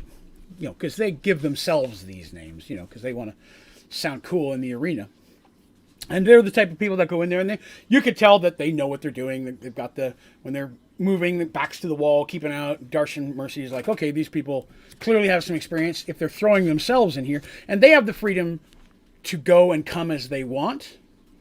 But while they come in for the day, they stay in for the whole day. They can't just, I should rephrase that. They say, I want to come in and practice and such. Sometimes they can pay to work with a specific team, or there may be generic trainers they can work with, or maybe they just want to practice on their own. They can come in the day and say, I want to do that, pay a couple coins. They get in for the day. They get to leave at the end of the night. That coin also gives them a meal as well, and they can hang out there and talk to the other fighters, sizing them up or making allies and such that may benefit them in fights down the road. Because the Freebirds themselves, not being aligned to a team, are always alone unless they team up together, which they're told doesn't happen very often. They're very different fighters, and the 3 Freebirds do not like each other. No one says there's any real history except for in the arena, but they stay apart. There's no conversation between those 3 people. So again, they have some free coins and they get to hang out. And Darshan Mercy, kind of hanging out in there. And this was a chance for them to start talking to people, find information. The beginning part, they didn't have a lot. It was mostly combat and asking questions of what was going on. What do I see? What am I hearing? How many guards? The stuff I talked about earlier. They didn't really have a lot else they could do other than ask questions to assess the situation they're in. Now they had a chance to free play a little bit. They could go around, and the questions I answered, the stuff I just gave you, that information, are questions they asked. Well, who's all in here? How many fighters? Are there any of the Freebirds? How many people work here? There are guards everywhere, and that's where I explained all that stuff. And I knew they would. I had them all written down here. I know exactly who's in and out of there. And again, the names I give for servants and such, like Perrin and such, doesn't mean that they're always alone, but they're always there. Same with Willem the guard. Sometimes there may be other guards if they're escorting people in or out, or someone's being a little lippy or troubly, but he's the only one that's hanging in there all the time. And they try to strike up some conversation. A lot of people don't pay much attention. A lot of people leer at Mercy. A lot of people, because Mercy's very attractive young lady. She is. We roll for that, by the way. We roll our character. Charisma, that's the stat. You get to pick how attractive and such you are. Well, based on your rolls, she's pretty high charisma. She's an attractive lady. And the gear and clothing they give her, and again, she's not the best, highest quality stuff. It doesn't, doesn't show off a lot, but it's, there. So she gets some leers from the other guys, and Darsh ignores it. Darsh just sometimes shakes his head in laughter because he's like, I just can't wait for one of you to try. Because it's like I don't need to step in and do this. If anything, I'll sit back and chuckle while she kills all of you sons of bitches. Because he knows how good of a fighter Mercy is. And, if there's a problem, he would always have her back. But he's like, I don't need to stand in front of her. I'm not a protector. Hell, there's more times she's protected him from things Dandy's doing. Dandy's always hitting him in the head with stuff in the middle of a fight. It happens way more often than not. I've mentioned it before that when you roll a 1 in my game, you roll a special dice that says what happens. And she is always rolling hit ally. 9 times out of 10, it's Darsh. I don't know why, but it always happens. She's always hitting Darsh with stuff. The very first adventure they were ever on, she tried to do a trick at a table with a butter dish and juggle it, failed, and got a butter dish, hit him in the head with the butter dish, and butter was rolling down his face. The butter dish became a running gag for a long time. Do you still keep in touch with any of the players? No. Not of these players, no. I still keep in touch with Scott, who was Rafe Firemoon. He's popped in the chat. He's a member as well. And I still talk to Mike, one of my best friends since childhood, who got me into D&D. On a couple times he's visited for a weekend or something, come down to hang out, and he'll jump in and take over an NPC or two to play along. But there was one battle a long time ago where they were fighting some were-rats, and he was hanging out, and an NPC had joined them for the fight. And the were-rats had them trapped in an old bedroom. And he was a ranger with 2 swords. And they were stuck in, it was underground, they were like an old dwarven place. And this was just a side fight, side adventure, things that. And the were-rats were outside the door, and they're trying to keep the door from busting in. And so he finds an old mattress, and he stabs it with 2 swords in front of him, and has them light it on fire, and they pull the door open, and he just goes running out with a flaming mattress. Because, in there it's just cloth full of, hay and such, right? It's not like a good match like we have here. And he's just running down the hallway, and the were-rats are just bolting because the mattress barely fits in the hallway. It's built for dwarves. And he's just running down the hallway with this flaming mattress, trying not to get burned. And that was totally a him doing thing. Mike is hilarious. Love Mike to death. Oh my God. He comes up with some of the best. Him and I'll chat about this. And anytime I write a story, he's the guy I usually bounce it off of. Him and I'll chat for hours. Even though he's up in Canada, we'll bounce story ideas off each other. So he knows all this and a lot of stuff no one's ever heard before. But the flaming bed thing, that became a running gag as well. There's a lot of running gags that I don't really bring out here because they're inside jokes from silly things that happened. That wouldn't be as funny me just telling them now.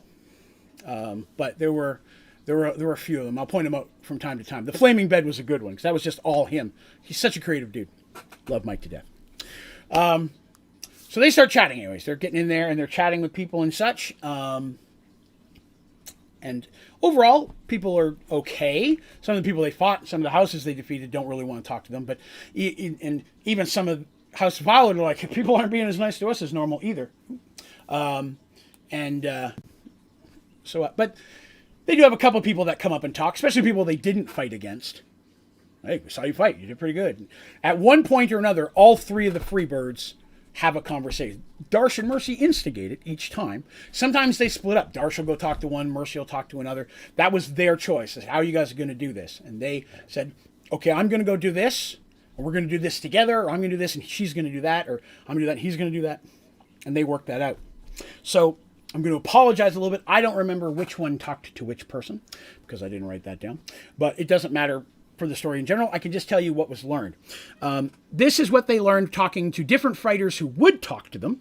The Freebirds, who a lot of times are the source of information coming into this place, because they can leave at night if they want. They can rent a room in here, and if they do, they can only leave or come in at the certain times, but they can leave or come in on any day that they want. There are specific times to enter and leave. But they're like, hey, I'm just going to pay for a room in here. Maybe they have a house, or they've come into town specifically to fight for this on a special occasion.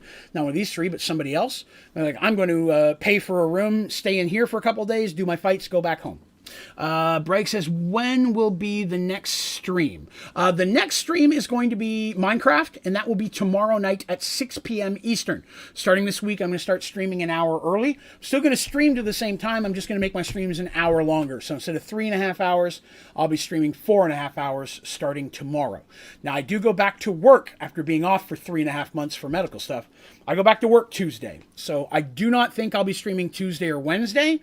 I need to get back into work, get accustomed to my schedule, but I'm off Thursday, so there will be a Minecraft stream Thursday. By then, I'll have a bit better idea of what my regular stream schedule is going to work like from week to week.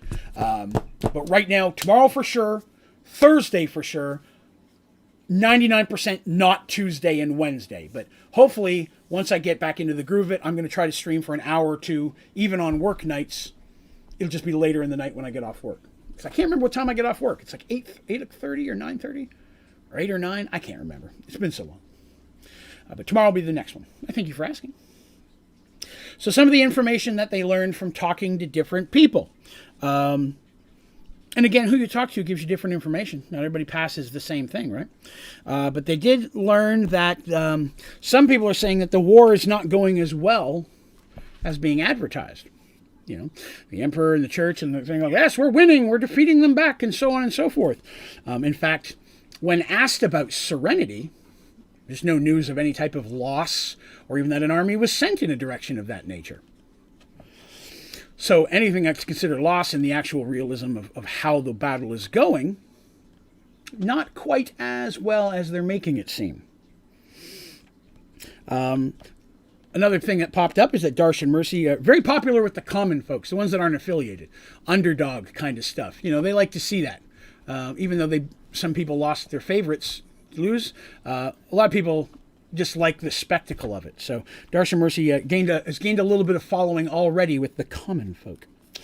One thing that they learn from one of their other guys, one of the other fighters was talking to Willem, and finds out that because he's pretty good friends with Willem, but Willem kind of slides him some info now and again and he'll kind of pay off Willem. But he's like, yeah, so as for the amount of guards that are normally in the city to protect it, more and more of those are slowly being sent out in small groups to the different fronts of the battle, Paxawal and Thorman and all of those places, so that there's actually a lot less guards in the Empire than there normally is. But they're also trying to keep that under wraps as well, sending them out in small groups or patrols and then not coming back, so that the populace doesn't realize that there's a lot less cops, if you will, in the city. It's also rumored that the Empire is looking for someone in the city. No words of what that is or who, but someone is being sought. And very often you can see groups of elites, which normally don't walk the streets, with priests and preachers going into buildings and such, and slums and such, and ransacking them way more than they would normally see. And the one thing they learned from their own fighters is that many years ago there was some serious strife between Violet House and the Emperor. And nobody really talks about what it was, but there's some strife there. Okay. Got that. Okay. So that's some of the information that they learned. I want to make sure I covered all of that. And then we're going to move forward with the story after that day kind of ends and they start moving on. Over the next few days, you fall into an easy routine. Let's see here. Oh, I almost forgot one of the most important things. Oh my goodness, I'm so glad I underlined it. End of that day, when they return back to their rooms, another luscious meal with wine is there, which everybody's excited to see, even Darsh, because even without asking, there's pie. And we all know Darsh loves pie. He goes right at the pie. Everybody else looks at it and it's like, okay, that's Darsh's pie. And he's like, what? And he's got some hanging off his face, and Mercy just shakes her head. Everybody laughs and they eat their food. But there's already a meal there. The room's been cleaned. And as normal, the guards always check the room. They didn't find any cards, whatever. So that's fine. And at the end of the day, they go back to their sleeping areas, and Mercy goes into her little thing and lays on the bed, puts her hand under the pillows, and there's something there. She doesn't move, but she can tell that her hand has touched some type of parchment or paper. It's relatively dark, but she's very careful to pull it out and try to see by the little candle she has. Darsh does love pie. I will reference that as much as I possibly can. In fact, I'm going to pop this up real quick. If you'll remember, I'm painting minis of these guys. I'm doing it online. There's Darsh's. If you look down at his feet, pie. I was so happy pie was an option to give these guys when you custom design minis. I should throw this out there. I have a new Mergedworlds Instagram account, just called Mergedworlds, where every day I'm posting a mini or pictures from Mergeworld. I'm going to start posting some of the maps and stuff that I've talked about. The Mergedworlds Instagram is where I'm really going to start putting out regular Mergedworlds content for those people who want it without drowning the people who follow me purely for the Minecraft to see that. So if you like the Mergeworld stuff, highly recommend following the Mergedworlds Instagram account. There's a link for that on my website, onlydraven.com as well. Okay, but yes, there was a pie. Made for fun the first hour stream. Yeah, I've got like 32 of them now. I'm making them for every character in NPC. I have so many to show you guys as we get to them. Even characters you haven't seen yet. So now when I introduce them, I have the minis. So I'm very excited. Teresa says, loves the Mergeworlds Instagram. Excellent. Then somebody offered a 3D print one. Yes, James says he has a 3D printer. Drury, one of our mods. He said if I send him, because you can buy just the file of this to print it yourself. It's like $3 or $5 instead of paying the $50 to have them print it and send it to you. That if I bought one of those and sent it to him, he would make it and send it to me.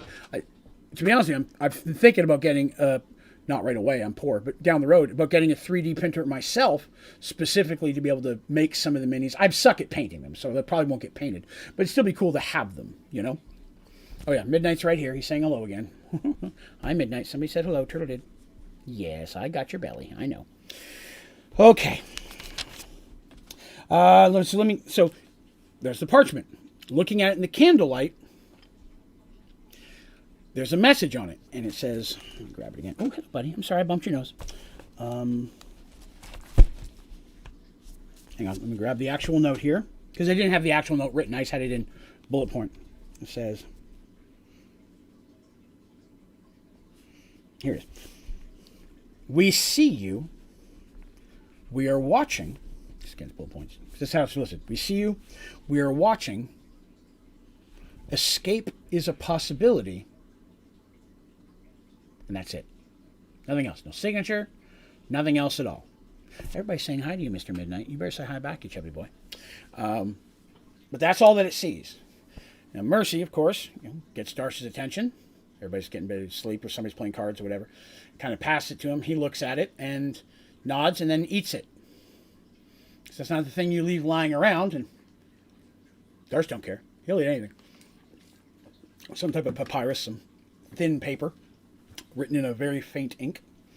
But that's all it says. And it said, we see you. That makes them think more than one person. They don't get a lot of chance to talk about it because, again, they're worried that someone could be a spy. They never know. It could be a spy for the Empire. It could be a spy for Valerian. They're not sure. So they got to be careful. You want to steal Midnight. He wouldn't go. He's too chubby. He's going to stay here right next to me. I got your belly. Now he's kicking me because he doesn't want me to grab his belly. Yeah, I mean, put it in a trash can. It's just like prison. You won't put it somewhere where someone might find it. Go through your trash. Let's see. Then, next day. Over the next few days, you fall into an easy routine. You receive no other messages, and things continue as they had previously. Your nerd personas have garnered you quite a bit of attention. Other gladiators show you both respect and a bit of fear. Yes. Warwick drives you even harder during practice, reminding you that your success will only bring harder challenges. You train more and more with your team, working on team strategies and group combat, and very often it's the two of them who are actually doing the training of the others, which they started a little bit, but at this point, Warwick is letting them kind of choose some of the combat strategies. Darsh has strategies from working with them, but Mercy has her group of knights. She's got warriors working for her. A lot of times, her and her knights have to train warriors anyways. So they're she's very experienced in leading. So, oh, hello, Patches. All the kitties showing up. Is it treat time? No, it's early. Stop it. Mercy is, like, Darsh's the leader of his ship and stuff, but not so much in a military point of view. So a lot of times, Darsh defers to Mercy, which at first people are a little confused. Like, why we listen to her? And then she whoops their ass and like, okay, yeah, we're going to listen to her. Break says, I feel like everyone sees your channel on help on Minecraft, but actually love D&D a bit more, like at least 15. yeah, D&D is my thing. Storytelling, even more so. That's why I enjoy D&D, is it gives me an opportunity to write and share a story, and other people can participate in that story. So, a lot of fun. Let's see. Okay, so during this time, Darsh and Mercy decide that they're going to try to make friends with someone. And they do both try to pick somebody different. They try to, a couple people.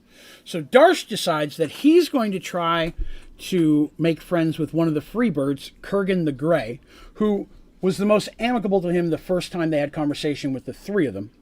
And he's also going to try to make friends with Willem the Guard.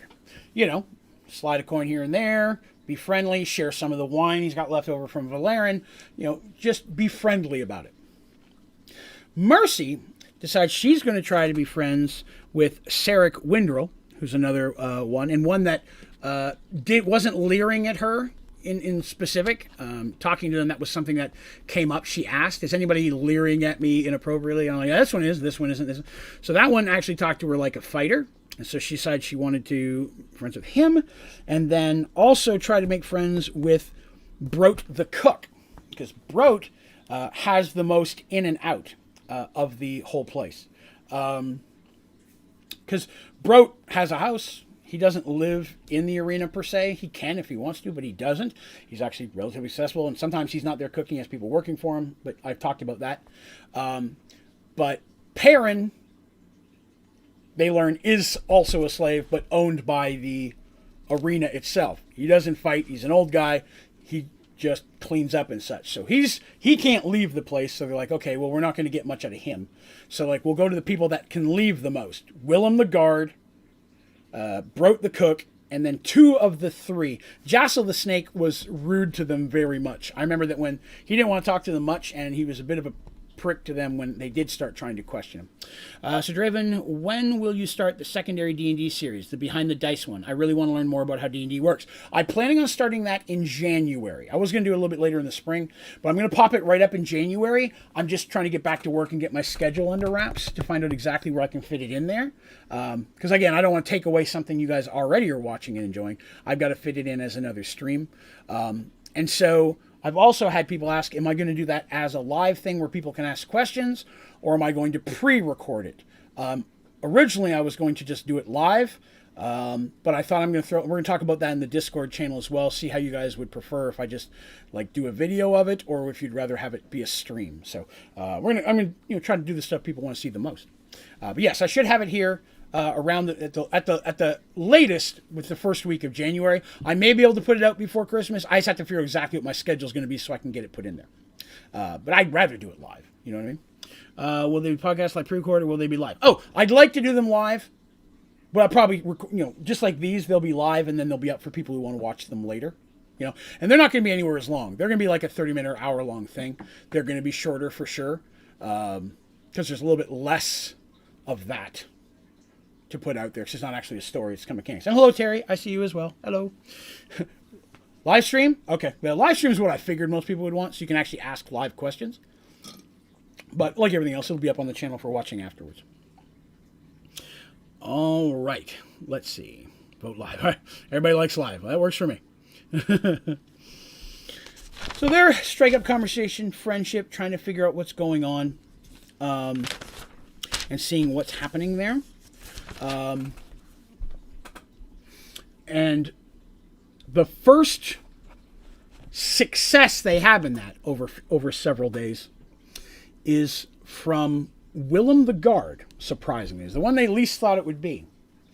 But Darsh is sharing some beverage that he has, leftover wine from their thing, because when they come and clean up the food, the wine bottles they leave for the fires, and no one's allowed to drink on no one's allowed to drink on 8th day or 9th day. That's the rule. You can't drink before the fight. You can't drink on the holy day until after the battles. After the battles, you can. But you can't drink before the fight on the 8th, so on. That was a rule for everybody. That's not even a house rule. That's a rule from the Emperor. So any alcohol in the place cannot be in the room. You got caught drinking, that's serious punishments as well.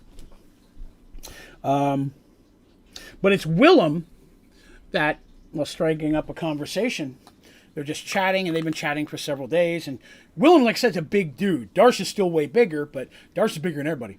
Willem is about the size of even the largest other fighters that are in here. And, oh God, Midnight, let a fart. Oh, you're killing me, boss. Dude, that was an audible one. Oh, Christ. Sorry. Cat fart. Yeah. So, oh, great. You can bring one up here, too? You need to calm down, kitties. I do not need your stinky kitty butt. It might have been Patches. I heard one. It might have been Patches. She's the stinkiest of all of them. Ugh. It's too early for treats. And it's way too early for stinky farts. So stop that. All right. So, sorry. Back to the story. Got off track there. All right. Thank you. Oh, Midnight's standing up like he's looking weird. Was it you? Was it you? He's about to run away. I think he knows it's him. No, you guys are good. All right. So, kitties. Warwick, just chatting, says, out of nowhere, it's like, yeah. Talking about histories, he's telling about how he came here and so on and so forth, and came to the city to be a free bird, fought a couple fights and such as well. Oh, the kitties, they don't like Midnight. I don't like to pick up. Midnight, like I said, we don't pick him up much because we think he had some abuse by previous owners, and we try to pick him up, he gets very scared. And so we don't pick up Midnight very much often at all, just because I don't want to make him uncomfortable like that. He gets very skittish. But this is Patches. You can see her on the camera there. You can see her face a little bit. She came over to say hello.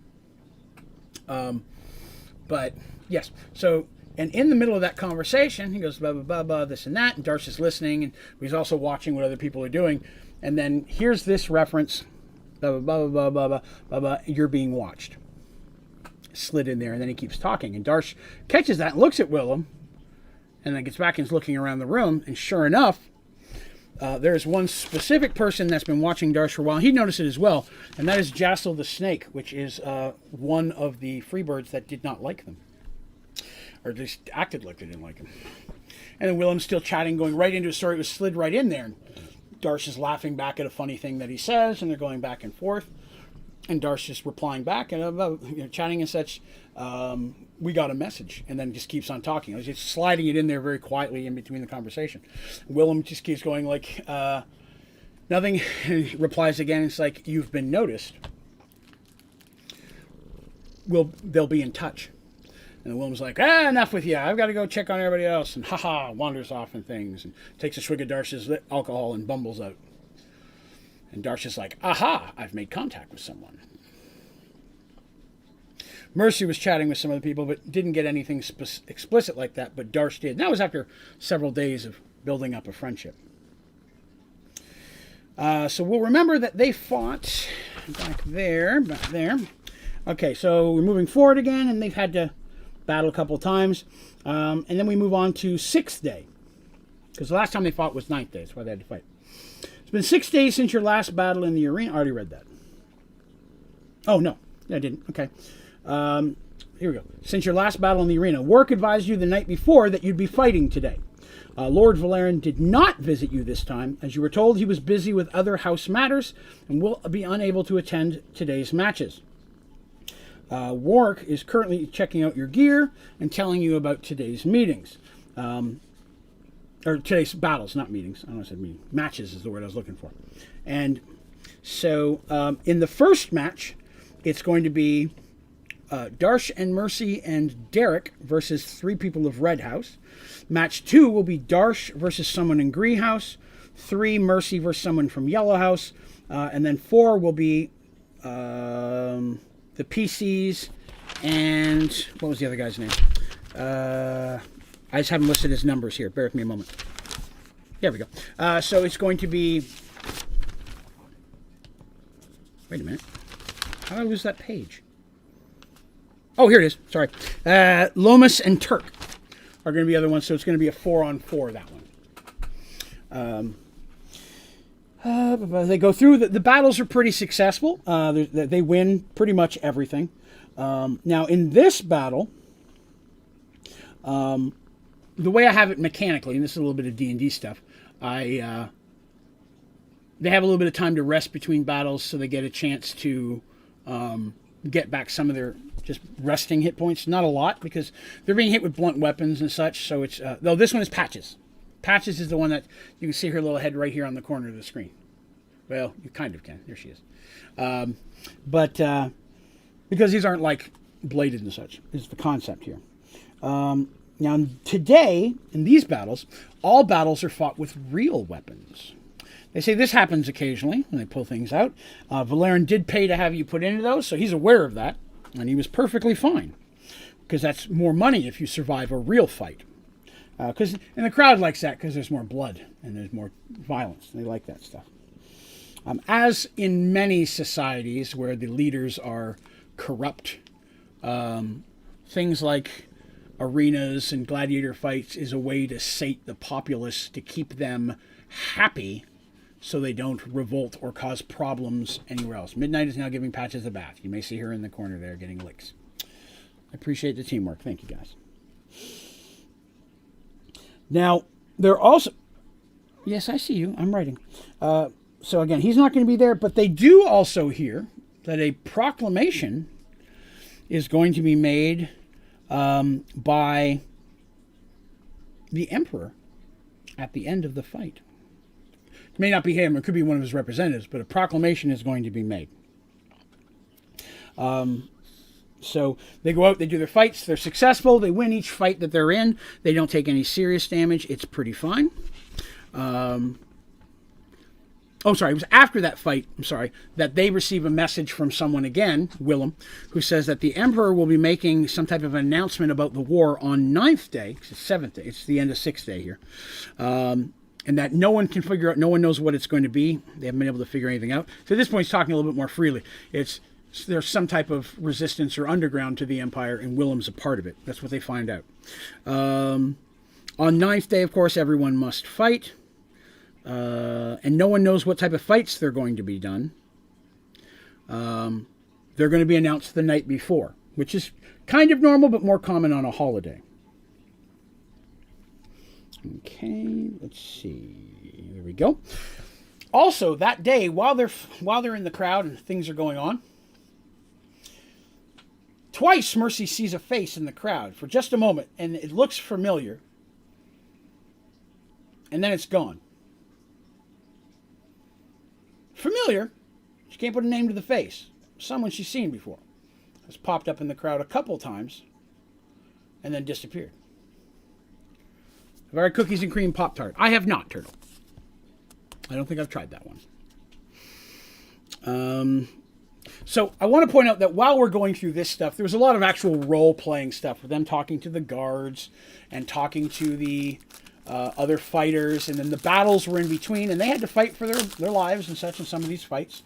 So there's a lot of strategy and such, and so this part of the story, it's hard to share because it was a lot more them doing stuff than it was me telling story. So that may sound odd. While this is going on, several weeks have passed of them doing fights. So when I say 3rd day, 69, sometimes it's a couple weeks in between them. Also, the one thing they find out during this time period when they're asking about how long the war has been going on, because that gives them a bit of they're trying to figure out how long they've been there, right? How long were they out of it? They know that the battle that came to Serenity started just a few weeks after Thorman first started its war. And then it took them almost 2 months to get there. So the war should have been going on 3 months or so, around the time that they arrived at the Empire's capital city. Yes, I see you, baby. So that's the timeline they're looking for. So when they start asking how long has the war been going on, they find out that Thorman was first attacked 8 months ago. Which means they were out of it almost 5 months. Brownie. This comes as a very, very heavy blow to them. What's going on back home? They've been gone a long time. Was Serenity attacked again? Is it still standing? Any of their allies hurt or dead? Did Michael and Dandy ever catch up and save Artemis? How's Thorman and Paxawal? There's a war going on. Even though they've heard rumors it's not going well, what is that in the grand scope of things? Like they took over Thorman, but it's not going well in Paxawal, or they couldn't take over Thorman? There's a lot of questions that people around here don't know the specifics of because it's literally so far away. And the Empire does a very good job of keeping the specifics hushed. And that stressed them out quite a bit. They've been gone a long time. Also makes them wonder, what were they doing for that whole time? Let's talk about that.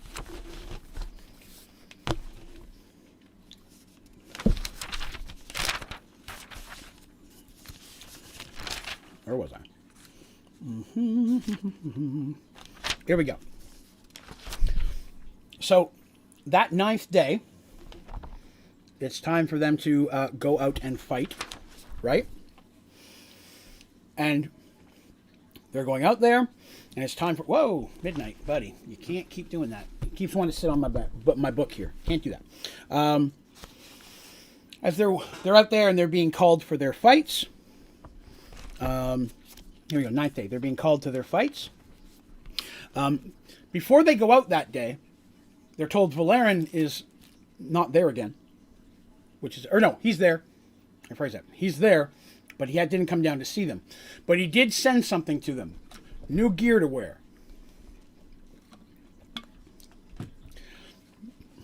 They pull it out, and it's more costumey than it is actual gear. And in the case of one of them, overwhelmingly skimpy. And they look at Warwick and they're like, we're supposed to wear this in fighting? This is what we're supposed to wear? And Warwick looks at him, he's like, that's what I was sent. He's like, basically, he goes, I was told you wear this or you wear nothing. Your choice. But one way or another, you're going out there. They're not happy about this at all. And even their other warriors and such feel uncomfortable and nervous, especially for them. Darcy's got this weird hat he's supposed to wear. And we've already talked about nobody wears hats. This will be the first hat anybody's ever seen. He's got a weird cape on. He doesn't understand. He has this. And as they're walking out to the ring, and it's their turn, there's always a barker calling out the next fights. They're used to that. As they're walking out, you hear, ladies and gentlemen. And because they always say, for Violet House, the Minotaur, they call those type of things out. Well, they walk out here 9th day, and this place is packed. Sure enough, Emperor is sitting up there in his booth. First time they've seen him since that throne room incident months ago. As they walk out in their costumes, because for some reason their group's coming out last. They're sitting there and people are chatting, they're calling out houses and so on and so forth, and people are going up to fights, and they're waiting for their turn. They're told they're only going to fight once today, each. But it's going to be using real weapons again. And Darsh and Mercy are called up for the next fights, and they're getting up ready to go. Darsh is going to go first. Mercy's is going to go second. Doesn't want the Emperor to take them. Don't want them to win. I enjoy your conjecture. We'll see. Ladies and gentlemen, entering the arena representing Violet House comes a most savage beast. Hailing from the distant Minotaur seas, this evil pirate is feared by even his own countrymen. His dark visage is nothing compared to his black heart. I give you Captain Blackhorn.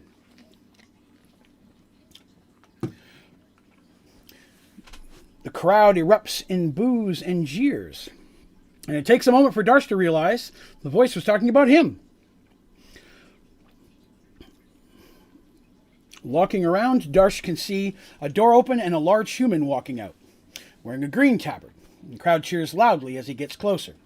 Darsh can see he's about in his 40s. Clearly the guy knows how to fight. You can tell with the guy walking, the guy is a trained warrior. Why is the rum gone? Very much so, Jim.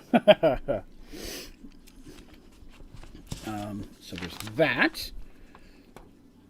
And they have their fight. And so when they're fighting and they're working that out, Darsh takes several hits. This was a trained fighter, someone who was kind of more on his level. And the guy was much faster than Darsh. Darsh is using a sword and shield in this fight, which is what he uses most of the time.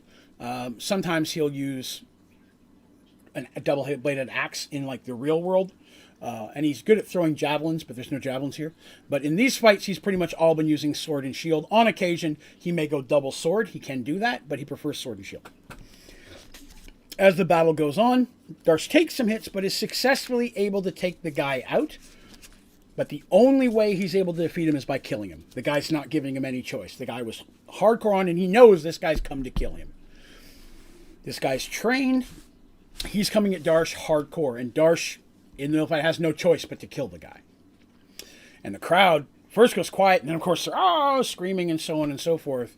And then looking up, you see that the Emperor does not look pleased. Looking at Lord Valerian, because remember I said he is there, he also doesn't look pleased, but he's not really looking at you. He seems to be looking more up at the Emperor. Hey, you're wearing the Ikona shirt like you said you would. That's right, I promised I would. After a wonderful day of never being an alien, I thought it'd be fun to wear it today. Darsh has no choice but to kill that guy.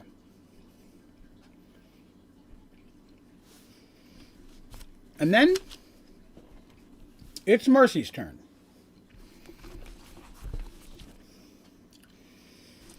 You've seen her fight, and you've seen her kill. No one's seen her kill. That's just how they entered it. Again, this Amazonian warrior queen coming far from the east, leader of her own tribe and a warrior born, heir to her Amazonian throne. And it goes on about that stuff. You know, slayer of men, blah, blah, blah, blah. And if I remember correctly, I didn't have this one written down. But it's like coming from a place where even men are enslaved. You're like, oh, to the women? They play on that sexist shit a lot. They introduce her as Lady Temptress, is what her name was, the name they gave her. Because again, don't let her luscious form throw you off. She's a danger, that kind of thing. And she ends up having to fight a dude as well. She doesn't have to kill him, but she took a lot more damage in that fight than Darsh did. Because again, she has crap armor on at this point. The best armor she's got are bracers. But that's about it for anything of value. So she's having to fight twice as hard. And in this fight, she went ahead and she took a sword instead of her normal Morning Star when she saw the opponent had a sword as well and how hard Darsh had to fight. She's preparing herself. She managed to take the guy out by wounding him heavily, but did not have to kill him, fortunately. Okay. Let me grab this here. Yes, okay. So again, that goes on, and we get to the end of it, and the Emperor makes, a proclamation is made that the Emperor is making a new holiday. The Emperor doesn't speak himself. The Barker does it. People are cheering. New holiday. That's cool.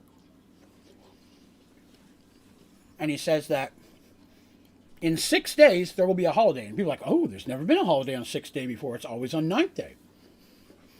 And he said on 6th day, very special, once-in-a-lifetime battles of the arena will be announced for the upcoming 9th day. And that no one will know what they are until the night before, last minute. Even the bettors are not happy about that, the Barkers and such. But yes, I know you're here. But the crowd's loving it. They're eating it up. They love the mystery, the suspense, and all of that. And Darsh and Mercy were the big fights of the day.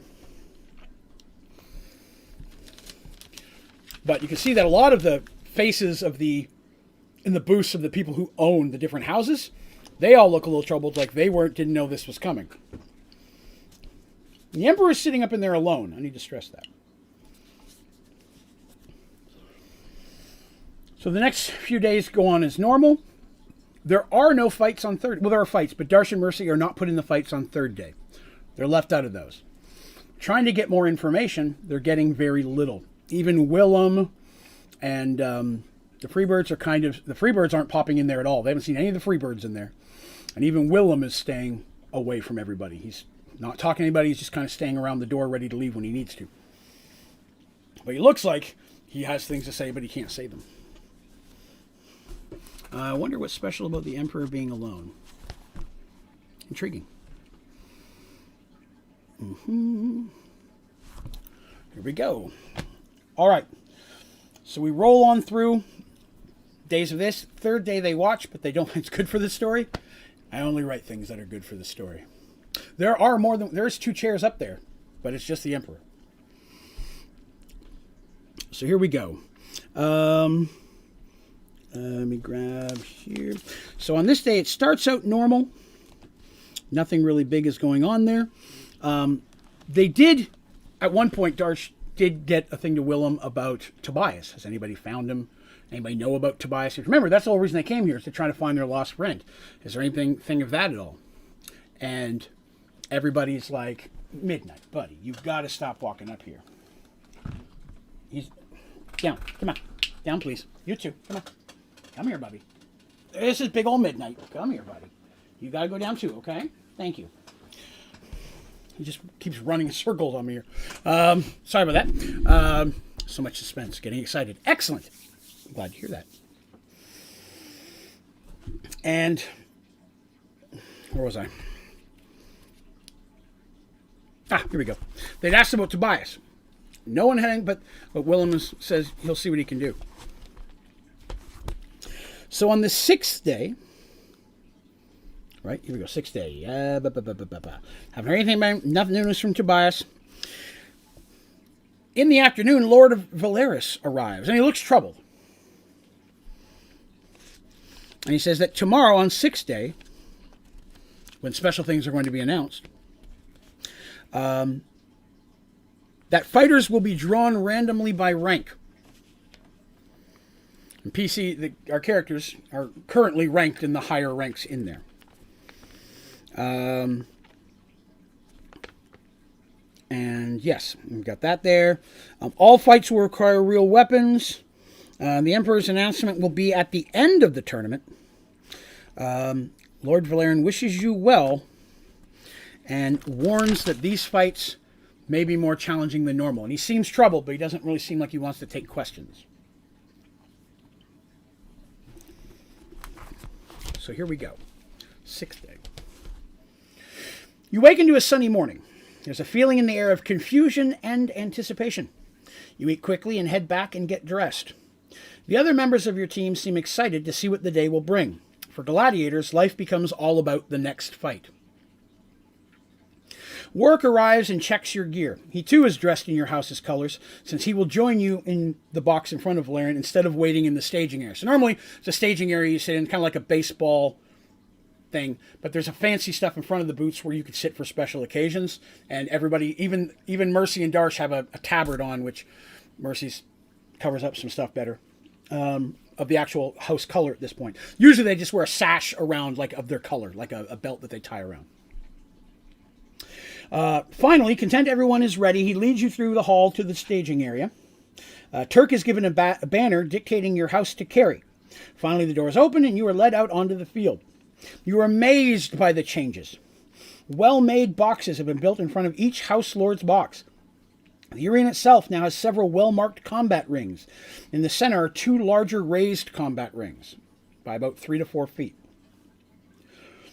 A large board has been raised next to a podium that stands near the Emperor's seat. This is where the matches will be randomly chosen. All the teams parade around the arena to the cheers of the crowd, something they've never had to do before.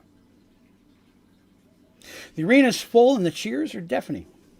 Finally, you reach your box, and looking up, you see Lord Valerian, who salutes you, which is what all the house people do to him. It's going to end off right after the announcement for a cliffhanger. Probably not today. You could see the troubled look on his face.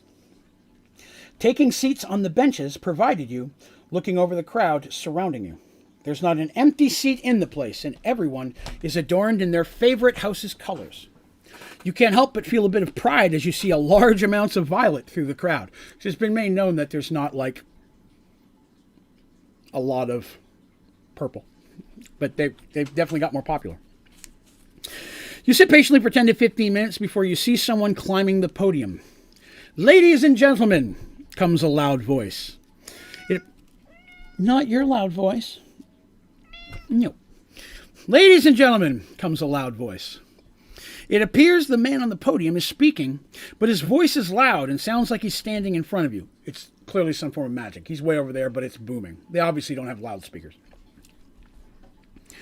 Today, the Emperor himself welcomes you all to a very special event, comes the voice.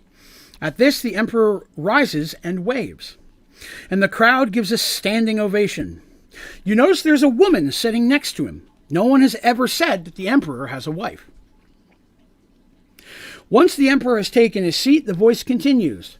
Today's matches will be randomly chosen by bracket. Fighters will enter the ring designated. The voice goes on about a few other rules. Then he calls out the first matches in the first round. None of the House Violet are called. So, you heard the kitty? Yeah, he's squeaking. He's wanting too much attention. No, it's not time for treats. Stop it. In the second round, Turk is called and is successful. During the third round, Derek is called. He also wins, but he was hurt pretty badly. None of Team Violet fight during the fourth round.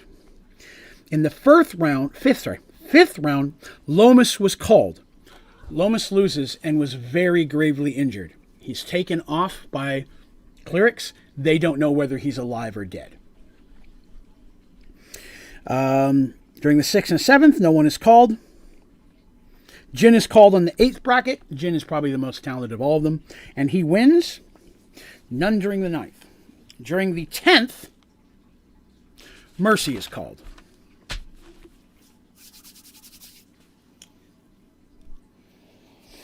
Mercy, her name is called, the whole little thing again, Lady Temptress, blah, blah, blah, blah. She's a little irritated by it, but what's she going to do? And she starts making her way towards the circle podium that she's supposed to fight on. I'm sorry, I've got an eyelash in my eye. 1 minute. Here we go. She's waiting for her turn. She's standing there. She stands up ready to walk in. Then the other fighter is called, and a name is called Ving of Black House. Now the crowd cheers pretty loud at this. And Warwick leans in and says, Ving hasn't fought in months. He's incredibly dangerous, and he's a previous champion. He also explains that he fights with 2 swords. He's ambidextrous. Oh, you having some buffering? I'm sorry to hear that. I'm not seeing anything on my end. Nope, not seeing anything on my end. I apologize. Hopefully it'll clear itself up. So as Mercy start making her up there to meet Deuter, she can hear people screaming Temptress, like cheering remotely. And then the other dude marching up, people are yelling for him as well, Ving. He has a very, very, especially from the fans of Black House, he's known to be savage, and he's a fan favorite. Mercy enters into the fight. In this situation, she decides to go with a sword and shield again. And once she's in there, dude is using 2 scimitars, but with serrated blades. And he's much better armored than she is. The weapons that Valerian provided them today, though, much higher quality than they've had before. These are pretty good weapons. He knows they're going into spots. He wants them well armed. So these aren't just the generic stuff that you find. These are high quality gear. Weapon-wise. Armor, you can't give them plate mail. There's rules for the gladiator. You can't do that. Plus they have a costume they have to wear.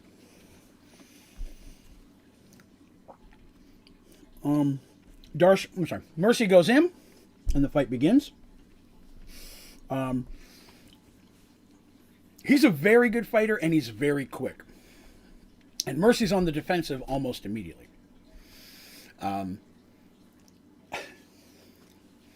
So I'm going to take a quick pause here to tell you something about an actual D&D mechanic.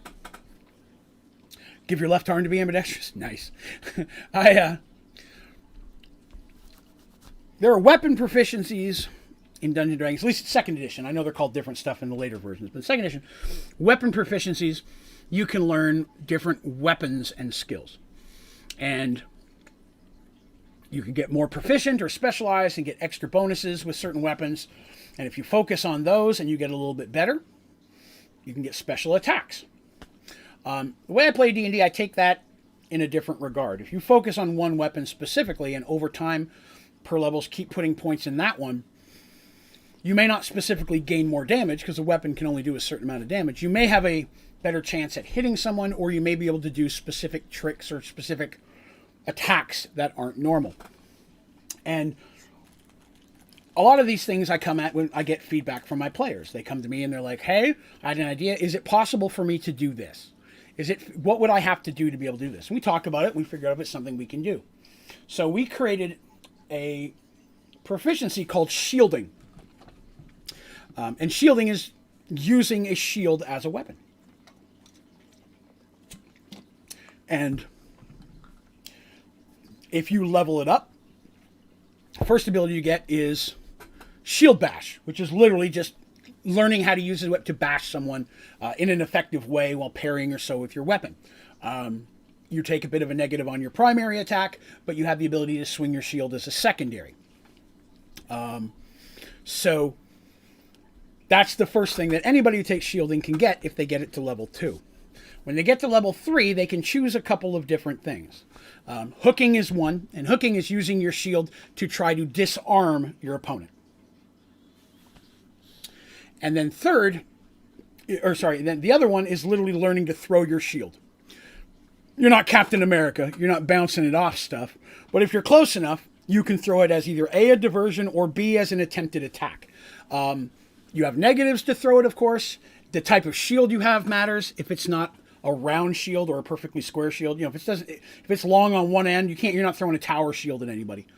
Darsh might, but most people can't. Something like that. Even if you've watched something like Lord of the Rings, the Uruk-hai at one point threw his shield that pinned Aragorn to the tree. Stuff like that. I say people want to do that. That's fine. You may have big negatives to do it. It may not be easy, and there may be some requirements you have to do that. But I don't see there isn't a reason where, if it's physically possible in some way, let's figure out a way for you to attempt it. Mercy took the ability to throw shields, something she focused on pretty early, because she fought with a shield way more than Darsh did. Darsh had the shield bashing because with his strength, he does a chunk of damage if he hits you in the face with a giant shield. And he has that, if you remember, he got that dragon scale shield that he had made a long time ago when they fought the dragon. They're looking for the stones. But primarily, he didn't do that. He did the bash, and then he focused more on his weapons. Mercy, Morning Star, and shields. And she could do a lot with her shield. And that's important in this fight specifically, because this is the first fight where she really, really used it to an effect. She's chucked it before and hit people or bashed people, but it's just been regular combat. In this one, she's very much on the defense. And she specifically said she was trying to work into a position, or charge. That's correct. Charge is in there as well. Shield bash and charge can be combined. Darsh has a charge ability just because he's a Minotaur, where he can use his horns. He didn't use it a lot, but when he did, it was savage. You remember, Darsh has a half-broken horn, if you remember. He lost half a horn long ago in the Underdark. Long time ago. The mini I made of him, there's no way to do that, so he has them both. But he's missing half a horn. So he's got one, yeah. So there's that. At one point, he got a helm made that we put it on, it slid over, gave him the rest of a horn. He didn't wear it very often, but he had one made because he wanted to see what it looked like. He had like a metal horn. It was kind of cool. Didn't give any real bonuses. It was just there. But in the fight, the key moment is when, can you not regrow a horn? No, the horns will not grow. I mean, even if it grows a bit, it's still going to be a stump. It's not going to come back to the full point. It's kind of like with animals, unfortunately, in our world with poachers. They cut off a horn and it just stays a stump forever. Rhinos are a good example of that. Elephants, you can cut the stump off. They may grow little bits, but they're never going to go quite back to what they were. So it's quite common to find a Minotaur with a chipped or broken, or even they may cut them off themselves, make them jagged. Do lots of stuff like that. But it takes a very long time for that to get back to anything semblance. And it may grow weird. It may never grow quite like the regular one. At least based on the D&D stuff, anyways. If you use the stuff in the books.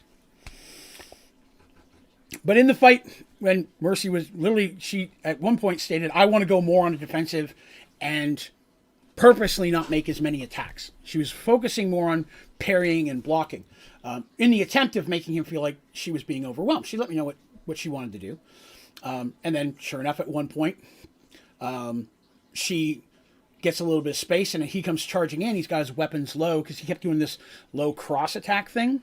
And when he did that, she whips her shield and snags him in the throat. And she rolled really well. Not a natural 20. But she gets him square in the throat. She rolled well. I said, if you rolled here, you hit him here. If you roll between these numbers, you hit him here, so on and so forth. And she rolled, 20 would have been better. She rolled like a 19. It was like right next to it. But she hits him right in the throat. And of course, he drops his weapon and falls to his knees, choking and such. Gasping because, didn't kill him, but it affects him. And she just walks up and thunks him on the top of the head with the pommel of her sword, the bottom of the sword, and he's unconscious. And that's how she won. But it was the first time she'd thrown the shield. And it's one thing she'd been hanging on to because she never knew when she was going to need it. And once you give that away, people will be watching for it. So she was trying to not use that. But in this situation, she decided it was worth it. So she did. So she wins. Darsh is the last fight of the day. I want to point out that in this, Darsh did a little bit more of the work. In this, Darsh was a little bit more primary than Mercy. And I say that was kind of designed that way because when we normally played D&D, Mercy and Artemis were the two that got role-played the most. Darsh and Mercy had some role-playing, of course, and they had characters and they had depth and all their stuff, but they were a lot more used in the combat stuff. When I'm walking up to talk to somebody, this is them, usually going to be Artemis or Mercy. That's who did the talking. So I put this in a situation where Darsh could be a little bit more in the forefront because I wanted him to have a little bit more growth as a character at this point. So that's why you'll see a lot of times Darsh is the last one fighting or his battle was a little bit harder. It was, A, because physically he can handle a harder fight, and B, because I wanted him to be viewed in that way. So that way, the young lady playing him had to put him into some different positions than she normally had. Usually the stealth stuff was not Darsh. That's where Mercy would get sent in, if anybody. And Darsh had to do the sneaky talk to people, and that was it. Is Darsh an NPC? No, Darsh was a character. Darsh and Artemis were played by one person, and Dandy and Mercy were played by another. So Mercy was one girl's favorite character, and Artemis was the other girl's favorite character. They also loved Darsh and Dandy, for sure. But those two are the ones that played most. That's why in Serenity they're living together. And Dandy went off to do her thing, and Darsh went off to do his thing in their side of the world. Because they always played them that way. Me, I always looked at Darsh being a little bit more of a primary character. But his was more of a solo story, because he goes off and he has things. So that's how you can have so many characters. Oh, yeah. Yeah, you can play multiple characters. That's where I ran into the issue in the very beginning of the game. I had 4 players that I each let them roll 2 characters. That's why at the beginning there were 8 heroes, and why I had to split them up to go looking for the artifact weapons in different directions. You remember we had Fig, Shadow, Zarin, and Willow. Fig and Zarin were played by the same dude, and Shadow and Willow were played by the same girl. But at one point that group kind of disbanded. Those 2 left. And the other 2, we came back a year later to play again, and that's why their 4 characters are the ones that came back alive, and all the other ones became NPCs. We all know what happened to Zarin, Willow, Shadow, and then we know where Fig is. All of those became NPCs when that group disbanded. So just a little history there on the characters. But yeah, you can play multiple characters if your DM allow it. I don't mind if you show that you can play. If you're new to the game, I normally will have you play just one until I know you can handle it. But yeah. All right. Darsh's fight. He gets up there. He's about to go up there when they call out and they do his whole black horn thing. And the other name called is Mordock of Black House. So again, another Black House. For the record, Black House is a house that represents the temple, the priests. I probably should have said that earlier, but it does. Once the name of Mordock of Black House is called, the crowd hushes for just a moment, and then just explodes in cheers and applause.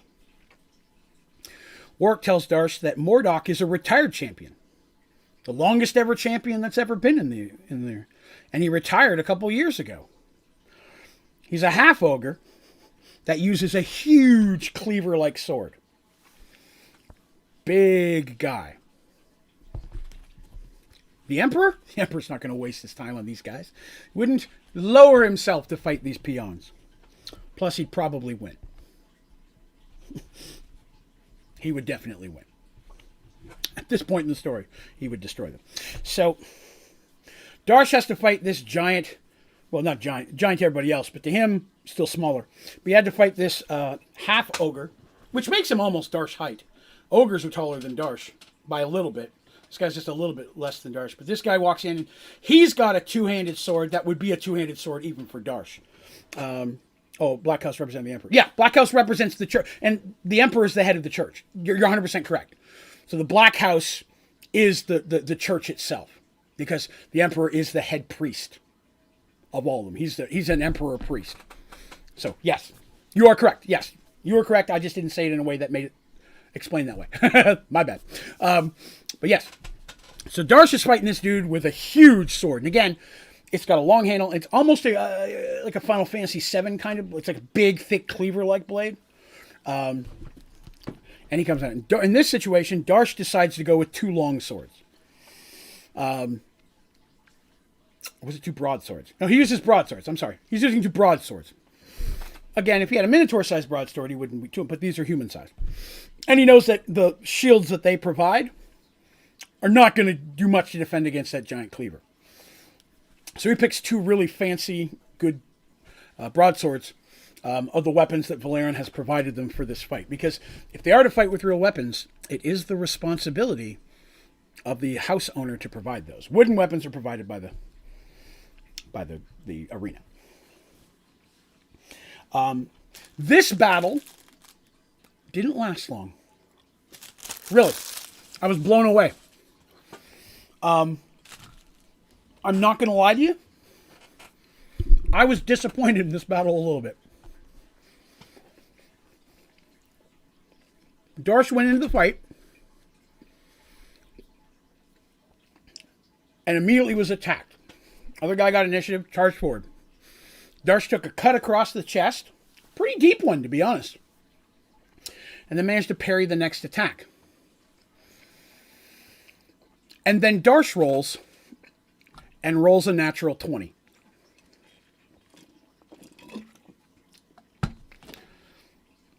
From a D&D standpoint, a player rolling a natural 20 is always a disappointment. And Turtle, you are correct. He rolled beheaded. Beheading is one of the options on the critical hit dice.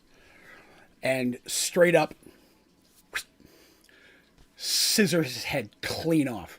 Like it was like the guy swinging took a hit, then he came in again, and Darsh just stepped in under the thing and was like, whoosh, and the head goes off the dais, and I'm like, and it just rolls towards the barker, the guy up on the pedestal, and he sees it roll to the bottom. And then he looks up. But straight up, Darsh rolled it on his first attack. He rolls a natural 20 and beheads this dude. And I'm like, okay. When we're doing boss fights in D&D, the critical hit dice and the critical fumble dice, one side doesn't count. One is death. He didn't roll behead, he rolled death. I let it be beheading because that's how I rolled it. But if you're fighting a dragon, you're not normally going to roll death. You know what I mean? If you have a stick and you're fighting an iron golem, you can hurt it with an extra 20. I'll make you re-roll to do double damage or triple damage. At the same time, in some situations, if you're fighting and you're using melee combat, you don't have a weapon, and you roll drop weapon, I'm going to make you re-roll. You've got no weapon. You know what I mean? To make it fair. I want it to be somewhat. But, I'm not going to say, oh, you rolled death, but you can't kill them, so you wasted your roll. I'll let you re-roll till you get one that counts. You still did a really good roll. You should be able to use it for something. Sever limb is usually the default one at that point. So it's like, okay, you maybe cut its hand off, but you didn't kill it. Even a dragon can lose a finger, I guess. Oh, you're strong. Can I have your head? But no, what Darsh did do is bend over, pick up that big-ass sword, plop it on his shoulder, and then go walking back to his booth while the crowd went crazy. He's like, my trophy. And he went back and he stuck it in the ground and then sat down in the chair next to it. And that's what the character was. It was a very cool scene. I really enjoyed that. I want you to know that the Emperor was not looking happy at this moment.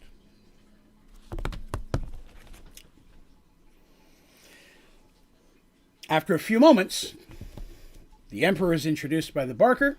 Because, fights like we've never seen, the victor is blah, blah, blah. And then, there's a minute or two of cheering, people cheering and things like that. Then he finally goes up and he says, he introduces the Emperor.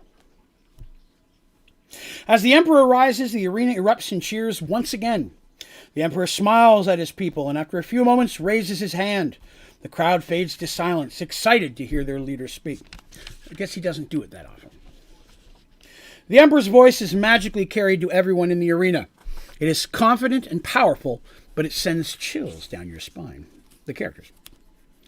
My loyal Oromanians, today has been a great day. I would like to thank all of today's fighters for such astounding performances. Again, the crowd erupts for a few moments before the Emperor continues. This is a great time for our nation. We stand at the door to our destinies. The goddess is with us, and with her blessing we shall destroy the forces of evil that attempt to steal our way of life. We have repelled the enemies that dared to cross our borders and harm our families. And I'm here to tell you we are winning. Even now our forces march closer to the vile city of Paxawal. We shall tear down their walls and teach them that Oromon will not stand for their treachery. But first, my people, I have the pleasure of showing you the beginning of the end. Our enemies have allied against us, but one by one they are starting to fall. And today, you shall see the first of them. You hear large doors crack open, because there's some big doors. There's some fights that they had to fight like lions and such. You know, classic stuff. That's where the animals come out. Your doors crack and start to open. The large doors beneath the Emperor's podium open slowly, and all eyes stare at the dark void within, wondering who or what is inside. 4 men appear, backing out slowly. Each is pulling a chain, though with obvious difficulty. Everyone is standing in silent anticipation, hearing the heavy footsteps. Finally, the beast steps into the light, and the crowd gasps. Your hearts fall, and Darsh seethes with rage. I give you Crone Orcsplitter, Emperor of Cronear, and leader of the Minotaur nation, says the Emperor with a wicked smile.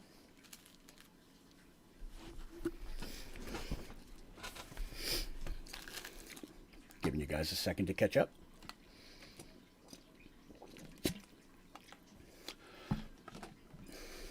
Anybody remember him?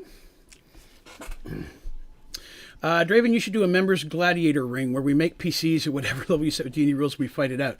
I could do that. That'd be funny. We could totally do that. I'll make everybody design their own figure. They were not expecting that. I caught that by surprise. And as we know, Crone Orcsplitter is an ally to Darsh, the one who made deals with him. He's a friend, if you will.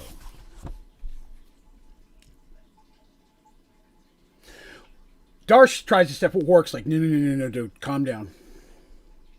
Crone is just staring at Darsh from across the arena with just pure hatred and anger in his face.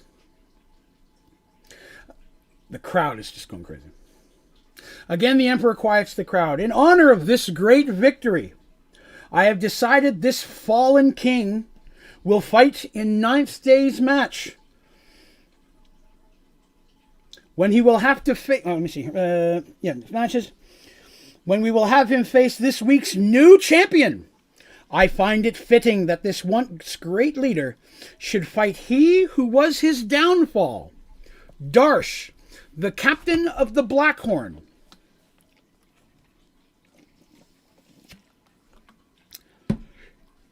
Anybody get that reference? Let me give it a second. You don't know him. Early on in the adventure, Darsh went to the kingdom of Cronear, which is south of where they are. And that is the Minotaur kingdom, where there were several different islands that all appeared together of different things. And Crone was the emperor of that area. And Darsh was allies with humans and other races, and Kron was wanting to become allies as well, but there was a lot of people in the Minotaur Kingdom who thought they should instead just attack.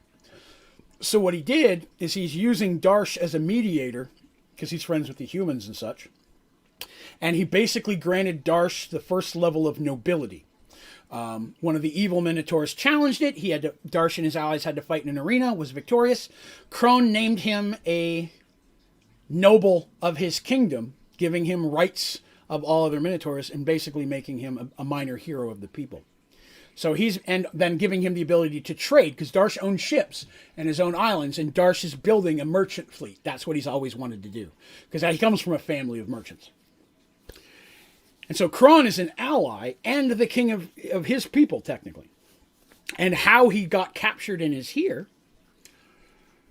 And now he wants him. I mean, look, the other thing is, there was a group of assassins and people and evil people, Minotaurs, that were trying to take out the Emperor. It was even rumored they killed him at one point or tried to poison him. And they were known as the Blackhorn. I've mentioned it many times throughout the adventure. Been very careful to make sure that I say it very clearly for this exact moment. Because they started naming him Captain Blackhorn here. And I was wondering if anybody would catch on to that. And now, what Emperor just said in front of Kron is Darsh, the captain of the Blackhorn. The characters, people who played Darsh and Mercy, immediately realized what happened.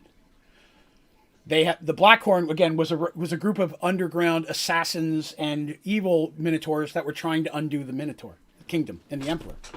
So what they've just did is tell the Emperor, here's Darsh, captain of the Blackhorn. Up to this point, he's been Captain Blackhorn. Throwing in those extra couple words won't mean anything to the crowd. But to the Emperor, who's been captured and undone by a group of evil Minotaurs known as the Blackhorn, has now been, again, the words he said was, he who was his downfall, Darsh, the captain of the Blackhorn. And you can bet he's probably been fed more things than that before this, and we'll hear more about how Darsh is the one that turned him over and this and that. So, Kron sees Darsh as a traitor, and the whole reason he's here. I've been planning that for a while. Is his name spelled Darsh? It's Darsh. Like, I didn't name any of these characters. The Darsh was named by the people who played them.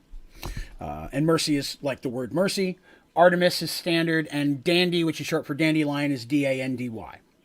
So yes, he gave Darsh nobility, he gave him rank, gave him the ability to go through his seas, to open up merchants here, considered him a friend to help him against the evils, and now he's basically being told, no, Darsh has been the head of your enemy the whole time. And he's why you're now enslaved in this kingdom really, really far away.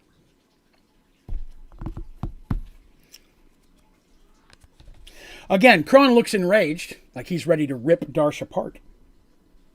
And as a special treat, the Emperor continues, I have arranged for Lady Temptress to face a special challenger as well. A secret, if you will, until the battle. These two battles will occur at the same time, so it will be easier. So it will be the greatest spectacle to ever grace our arena. A true battle of champions. And the crowd erupts in fanatical cheers.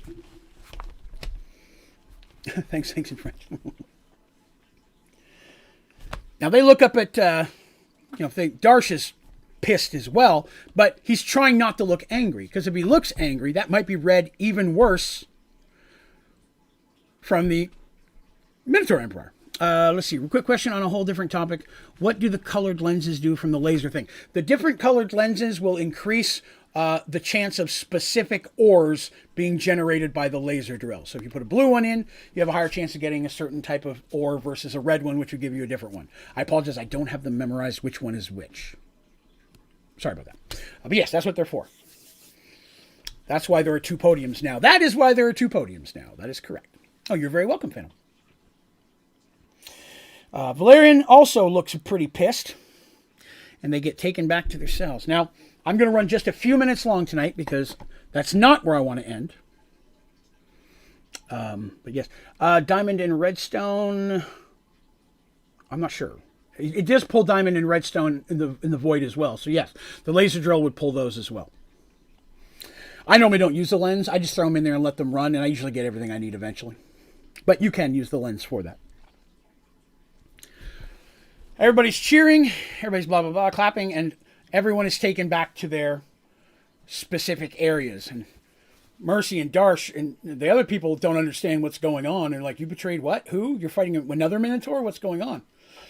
And Darsh at that point is furious, and Mercy has to explain a bit. It's like, he's an ally of ours. We didn't betray him. He's being fed lies and stuff, so that he'll want to probably kill Darsh. Because they figured out pretty easy what happened there. They've dealt with the Blackhorn for a while, Darsh specifically.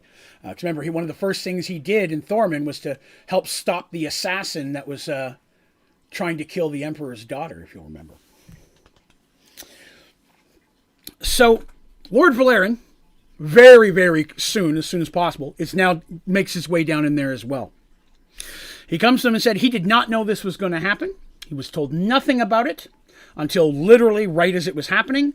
And then as it ended, someone from the Emperor showed up and told him that he has no choice in this matter. This is going to happen, but that he shouldn't worry. He'll be fully compensated for any loss. And Valerian's pretty pissed. He kicks a table over something. Everybody's like, ooh, we've not seen Valerian pissed before. You can understand, Darsh and Mercy's going to make him way more money alive than they're going to make him dead. You can imagine that. Compensation from the Emperor, probably not going to match the amount of money he's been making. He says that he has made arrangements for Mercy and Darsh to come to his home this evening. It is not uncommon for a champion or someone to gain ability to go to a home of whatever, to be wined, dined, given lovers or whatever the case may be, help bribe them to loyalty and so on, show them that reward to all the other fighters. There's good rewards for doing well. But in order to do so, he had to agree to a escort from the Emperor himself, because he doesn't want them just disappearing, of course. And the Emperor's guards, not the Emperor, but the Emperor's people, elites. He goes, someone will be here to get you in about 30 minutes, wagon. He goes, you'll come. And he looks at me and goes, speak to no one until you meet me there. And he looks very upset. So he's coming to the house that evening for dinner. Again, he says, you have a major escort, so say nothing to anyone, because they'll use any excuse to put you down. Even though they want this big spectacle, they obviously want you dead. And an escape attempt would be a perfect example to say, well, now we got to make someone else kill the other Minotaur. But these guys are out of our hands. They'll be shackled heavily. And after they have a chance to clean up and stuff, in that 30 minutes they got to wash down. They've been fighting and probably blood and such, bandage up some things. They will be taken to a covered wagon, and they are escorted to Violet House, and there are at least 20 elites escorting this wagon. There's no escape here. And when they arrive, they go through they don't see this part, but they go through the gates. The gates close behind them. Once they're in there, even the Emperor is not going to send his guards in there. You don't walk into the other house unless you have proof that they did something wrong. Because the Emperor, at that point, if you're really turning on a house that bad, the other houses may join up with them, and the Emperor versus all the houses, that's going to be a little bit harder. Because the houses have a lot of power as well. So that's a thing. They get inside, they get out, they see that it's pretty nice inside. Nice place. So there's not a lot of people here. Again, they've been told that the Violet House is probably one of the poorest of the houses, and it's linked to that, maybe part of some of the history between the Emperor and Violet House in the past. But they're taken inside, and we're taken to the door. Lord Valerian is there, and we'll have them unshackled, as he did. That's what I have here. Then it warns them again, say nothing to anyone. There's no one else in the room, but he says that. Until I tell you. He turns and he goes walking to a door, opens it up, and ushers them through. They step into what is easily a private study. Fire going in the fireplace, books all over the walls, nice comfy chairs, maybe a deer head or something like that. Stuff you'd expect in a nice study, a desk. And the room is not empty. the first persons they see is Quan.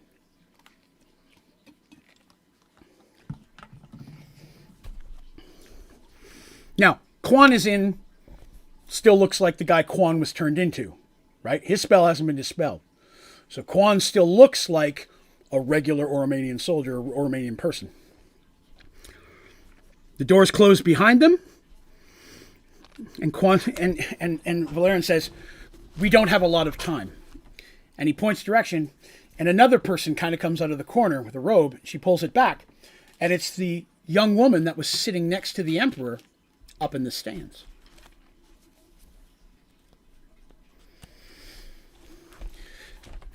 She goes, "We must move quickly. You need to trust me. I need you both to lay down on the floor." And they're like, and Quan's like, "You have to do this quickly. Don't say anything. Lay down on the floor." Mercy and Darsh look at each other, but it's Quan. They know it's Quan. Secret handshake, whatever.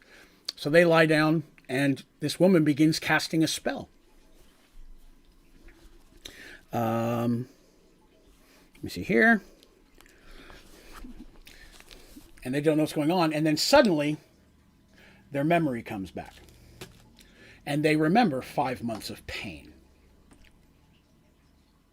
And it's so shocking, they pass out. They wake up several hours later in the same room. Doesn't look like anybody's moved. They were told it's been several hours. But they're explained to them that while they were being tortured for months, they were also being enspelled. And that the Lomar, which is the evil head cleric next to him, had a spell cast on them where he can see or hear through them at different times. Why can you? Because there's an advancement for it. You have to put a boat on it and get inside, and that's an advancement. It's Sky Factory 4 thing. To answer a question that popped in there. Lord Valerian introduces Tiara, his sister, first wife of the Emperor. Let's explain what happened here, because this is probably a bit confusing for some of you. The anger between the houses is that years ago, because the Emperor's like in his 40s at this point, late teens, early 20s, when the Emperor was coming to power, one of the first things he did, converting the country over to the worship of Pandora, was to, of course, try to run wizards out. And the head of Violet House, their father, was a wizard. Tiara, being a female, was, of course, never allowed to learn magic. But their father wasn't a jerk like that, and she had an aptitude for it where Valerian didn't. So Valerian was kind of raised to be that new head of the household, which, as the eldest son, he would take over. He's the only son. And her father trained her in the ways of magic and such. But the Emperor, at some point, got an eye for her and decided that he wanted her as his wife, which the wizard swore would not happen. And the wizard, their father, ended up being assassinated.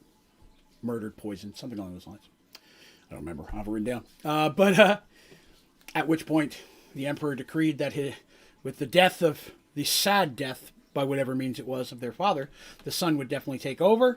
And as a healing of the two houses, he would take her as his first wife. Understand, he has several. But rank means things. First wife is specifically that.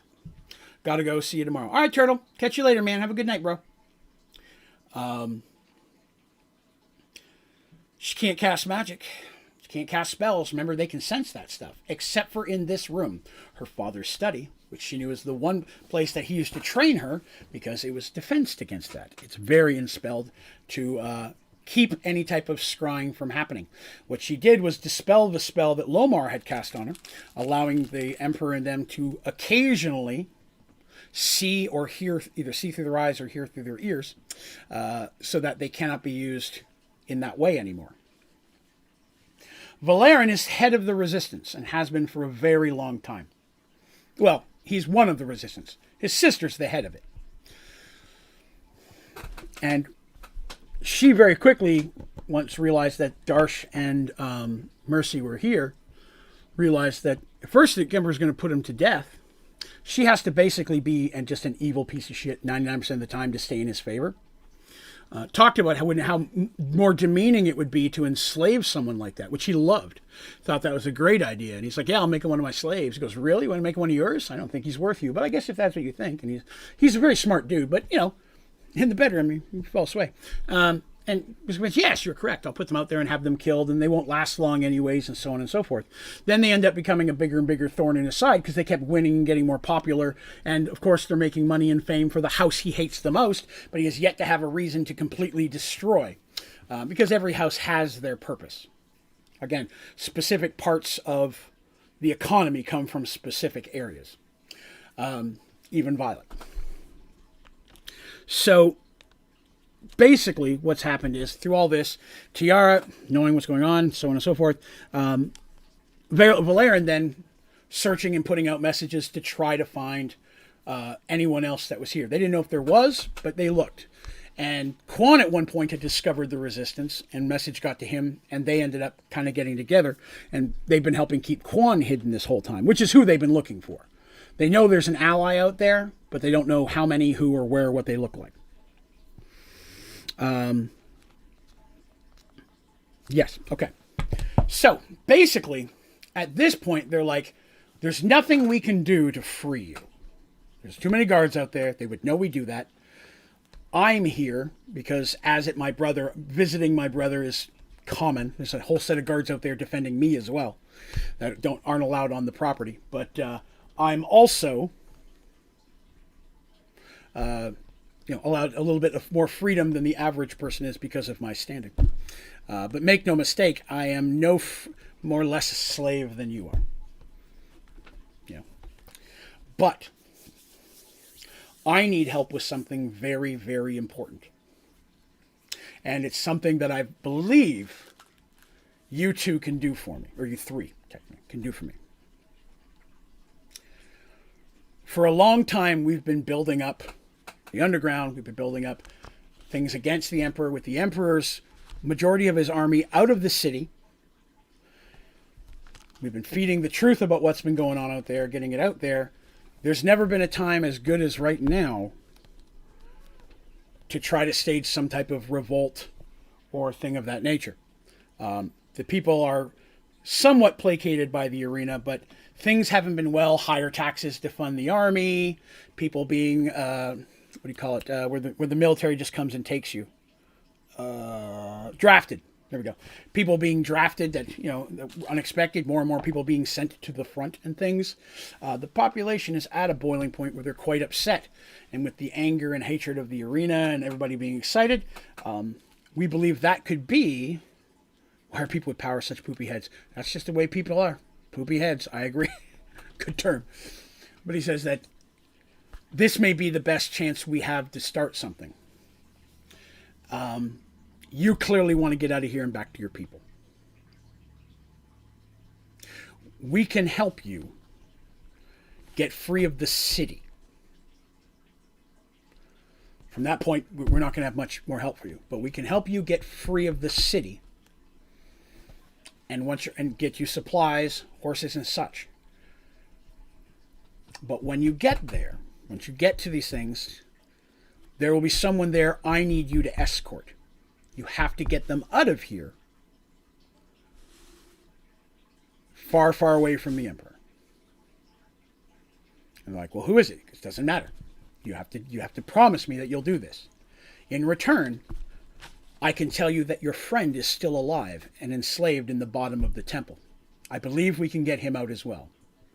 I don't know his name, but he's a wizard, and I believe he's the reason you're here. And like, Tobias is alive? They're like, kinda. I mean, they keep him alive, but he's in a rough state. I believe that I have people who can get him out of there, but I guarantee you there will be loss of life on our side to do so.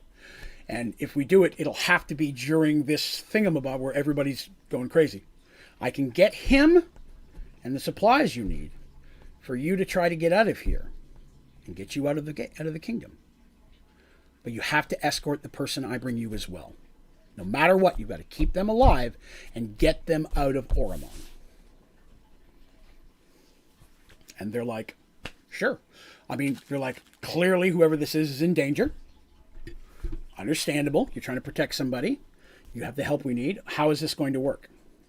And they're like, you're going to fight. You're going to be prepared to fight the two, whoever it is. You're going to be fighting the Emperor King. I didn't know about that, she says. That's a surprise that even came to me. So we'll have to work on that. But you guys, when the fight is about to begin, when you're up there armed, and he's going to get you the best armor and weapons he can get you for that. That'll be the best chance we have. We will have people throughout the crowd, hidden in different locations, where they will basically rise up and start the crowd and so on. And this, they have ways they can do it. And they explained it. There's going to be calling out, you've been enslaved for too long. All the type of riot thing. They're going to be riding the people up all the day leading up to it as well. They got people out there in those positions. And they're going to do that, and they're going to try to spark that revolution type kind of thing before the fight starts, so you don't have to fight them. If you can get your Emperor Minotaur out of here, awesome. That's fine. I'll have a horse there for him and you if you can get him out. I'm fine with helping you that best I can, as long as you get my person out of here. And they're like, okay, that'll work. Quan says, I'm going to go around and help set up some of these things, find the best route out of here. Thank you, Haley Martin, for the sub. I appreciate that. Thank you for coming by. But he says, we'll have this. He goes, I'm going to be prepared. I'll be the runner. I'll be the one that shows up there to help get you out. Okay. And then we're going to book it out of here. I'll have all the supplies that basically I'll lead you out of there. They're going to show me how to get you out of there through the fight. We may have to fight our way out, but it's the best chance we're going to have. And in no way can we guarantee, they say, that this is going to be successful. This is hinging upon a couple of things. One, that we can get the people to rise. And she goes, we've been working on this a long time. I believe we can. And the second thing is that you guys can manage to fight your way out of there. She goes, but having seen you fight today, I think that you've got a better shot than anyone else we've ever had. Darsh and Mercy are like, they want to get out of here. They want to try to save their people. Tobias especially. If they can get Tobias and he's alive, that's the whole reason they're here. If they can do that, then that's what they're going to do. So they accept the terms. They're like, yeah, sure. Because these are people who, turns out Valerian bought them. He's been building them up to this for the purpose of seeing whether or not they could survive long enough for this exact plan. He doesn't have any hatred against them, but he's trying to free his homeland as well. He's like, if that meant sacrificing them, what you got to do. He's got to protect his sister, who he loves and adores. She's his older sister, and so on and so forth. Her name is Tiara, I forgot to say. Tiara. Mm-hmm.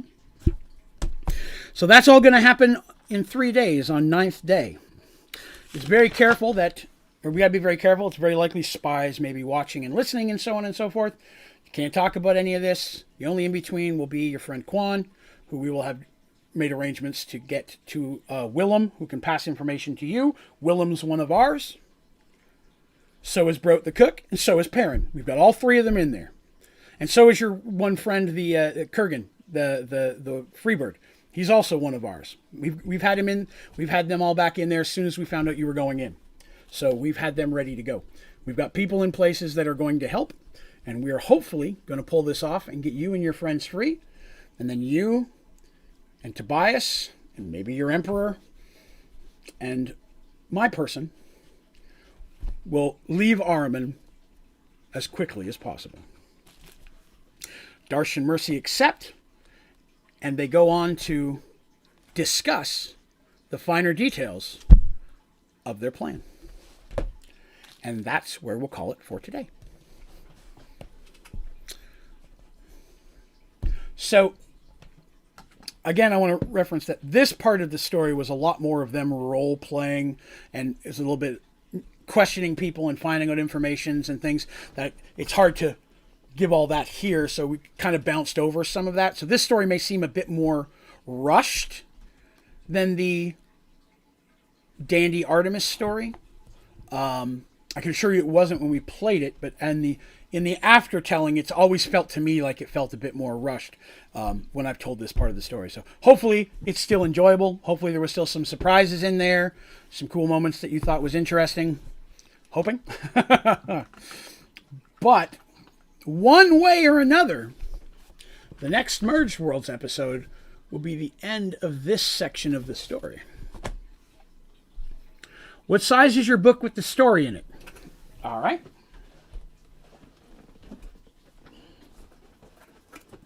Get away. Go, go, go, go, go, go, go. This was the first binder.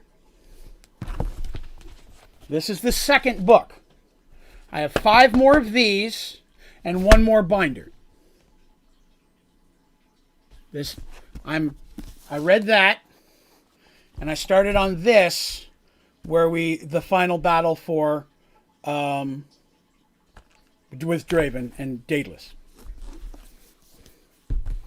And that's not counting the other several books worth in my head that we never got to play that I'm going to just tell as a story when we get to the end of it. Because that's always been my goal. When I get to the end of this, instead of playing it out, I'm going to continue reading or telling the story, but writing it as it would have been told. So in that regard, it'll come across as a story, I think, a little bit better, because now I'll be writing specifically for you guys, right?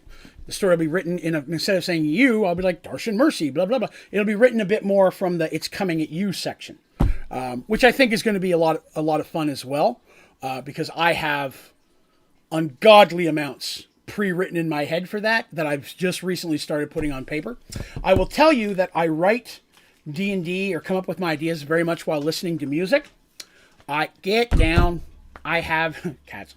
I have a playlist that I used when writing a lot of this stuff, specific songs that helped me come up with certain points of the story. Mate, if this was condensed into an actual novel, it would be amazing. I'd like to, one day. Maybe a Kickstarter if it ever gets big. You can hire somebody to help me write it. Well, I would want to write it myself, but I would want to make sure that I have time. Well, again, if I can ever get to doing this full time, that would give me the ability to start trying to put it in novel form. I'd like that. But that's, again, a bridge we'll try to cross if we can ever get to it. But yeah, story-wise, I have so much more story that was always designed to go after this that we never ever got to play, that I'm excited. Instead of playing it, I get to just present it to you as a story. Because I think some of that's going to come across better that way. So instead of in this situation, they did this, I can write it for you guys from a storyteller point of view. So I think that some of the things like the fights and such will be a little bit better detailed, because instead of he rolled a 20, he rolled a 5. I can write specific, and this person swung the sword and blocked this while kicked them into this and did this. It'll just flow a little bit better because I'll be writing it to read it to you guys. So I'm excited about that. But yes, it'll be 2 weeks until the next Mergeworlds episode, because this upcoming Sunday is the members only stream. We have those every 4 weeks. So we'll be doing some things with the members, probably some Jackbox. In fact, I should have the Christmas Quiplash written for you guys. So we'll have some special Christmas holiday-themed, winter-themed Quiplash prompts that will allow you to make fun of Draven a lot, because I like to give you those. But that should be a lot of fun. Again, tomorrow we are going to do... Siri, that's true. Yeah, it would definitely be more than a book. It would be the whole Rafe and Nylat stuff at the beginning would be a book. But all right, so tomorrow is Sky Factory 4 at 6 p.m. Again, I'm starting an hour early from this point on. 6 p.m. Eastern, running till about 10:30, as normal, 10 or 10:30. We'll be doing Sky Factory 4. There won't be another stream till Thursday, because I go back to work Tuesday. And then Sunday morning, we will do 2 more mod packs. Next week, we'll continue the test drive series.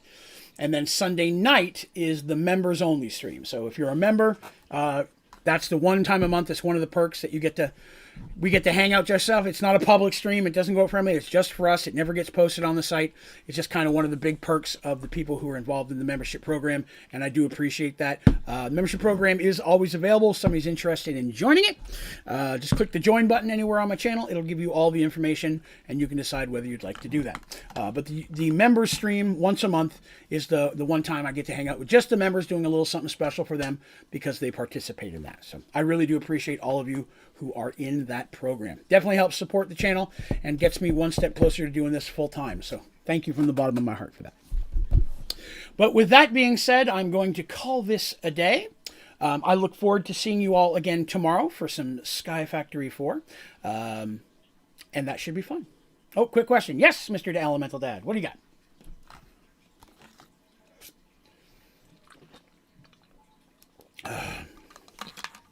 When is the next vote for Mod Pack change? Haven't discussed it yet. I haven't really had that many people ask, but I haven't seen many people playing it. So that would be a good thing to bring up in the member section of the Discord channel. See how people feel about that. I know some people like Turtle have been working on building an escape room in there for us to do.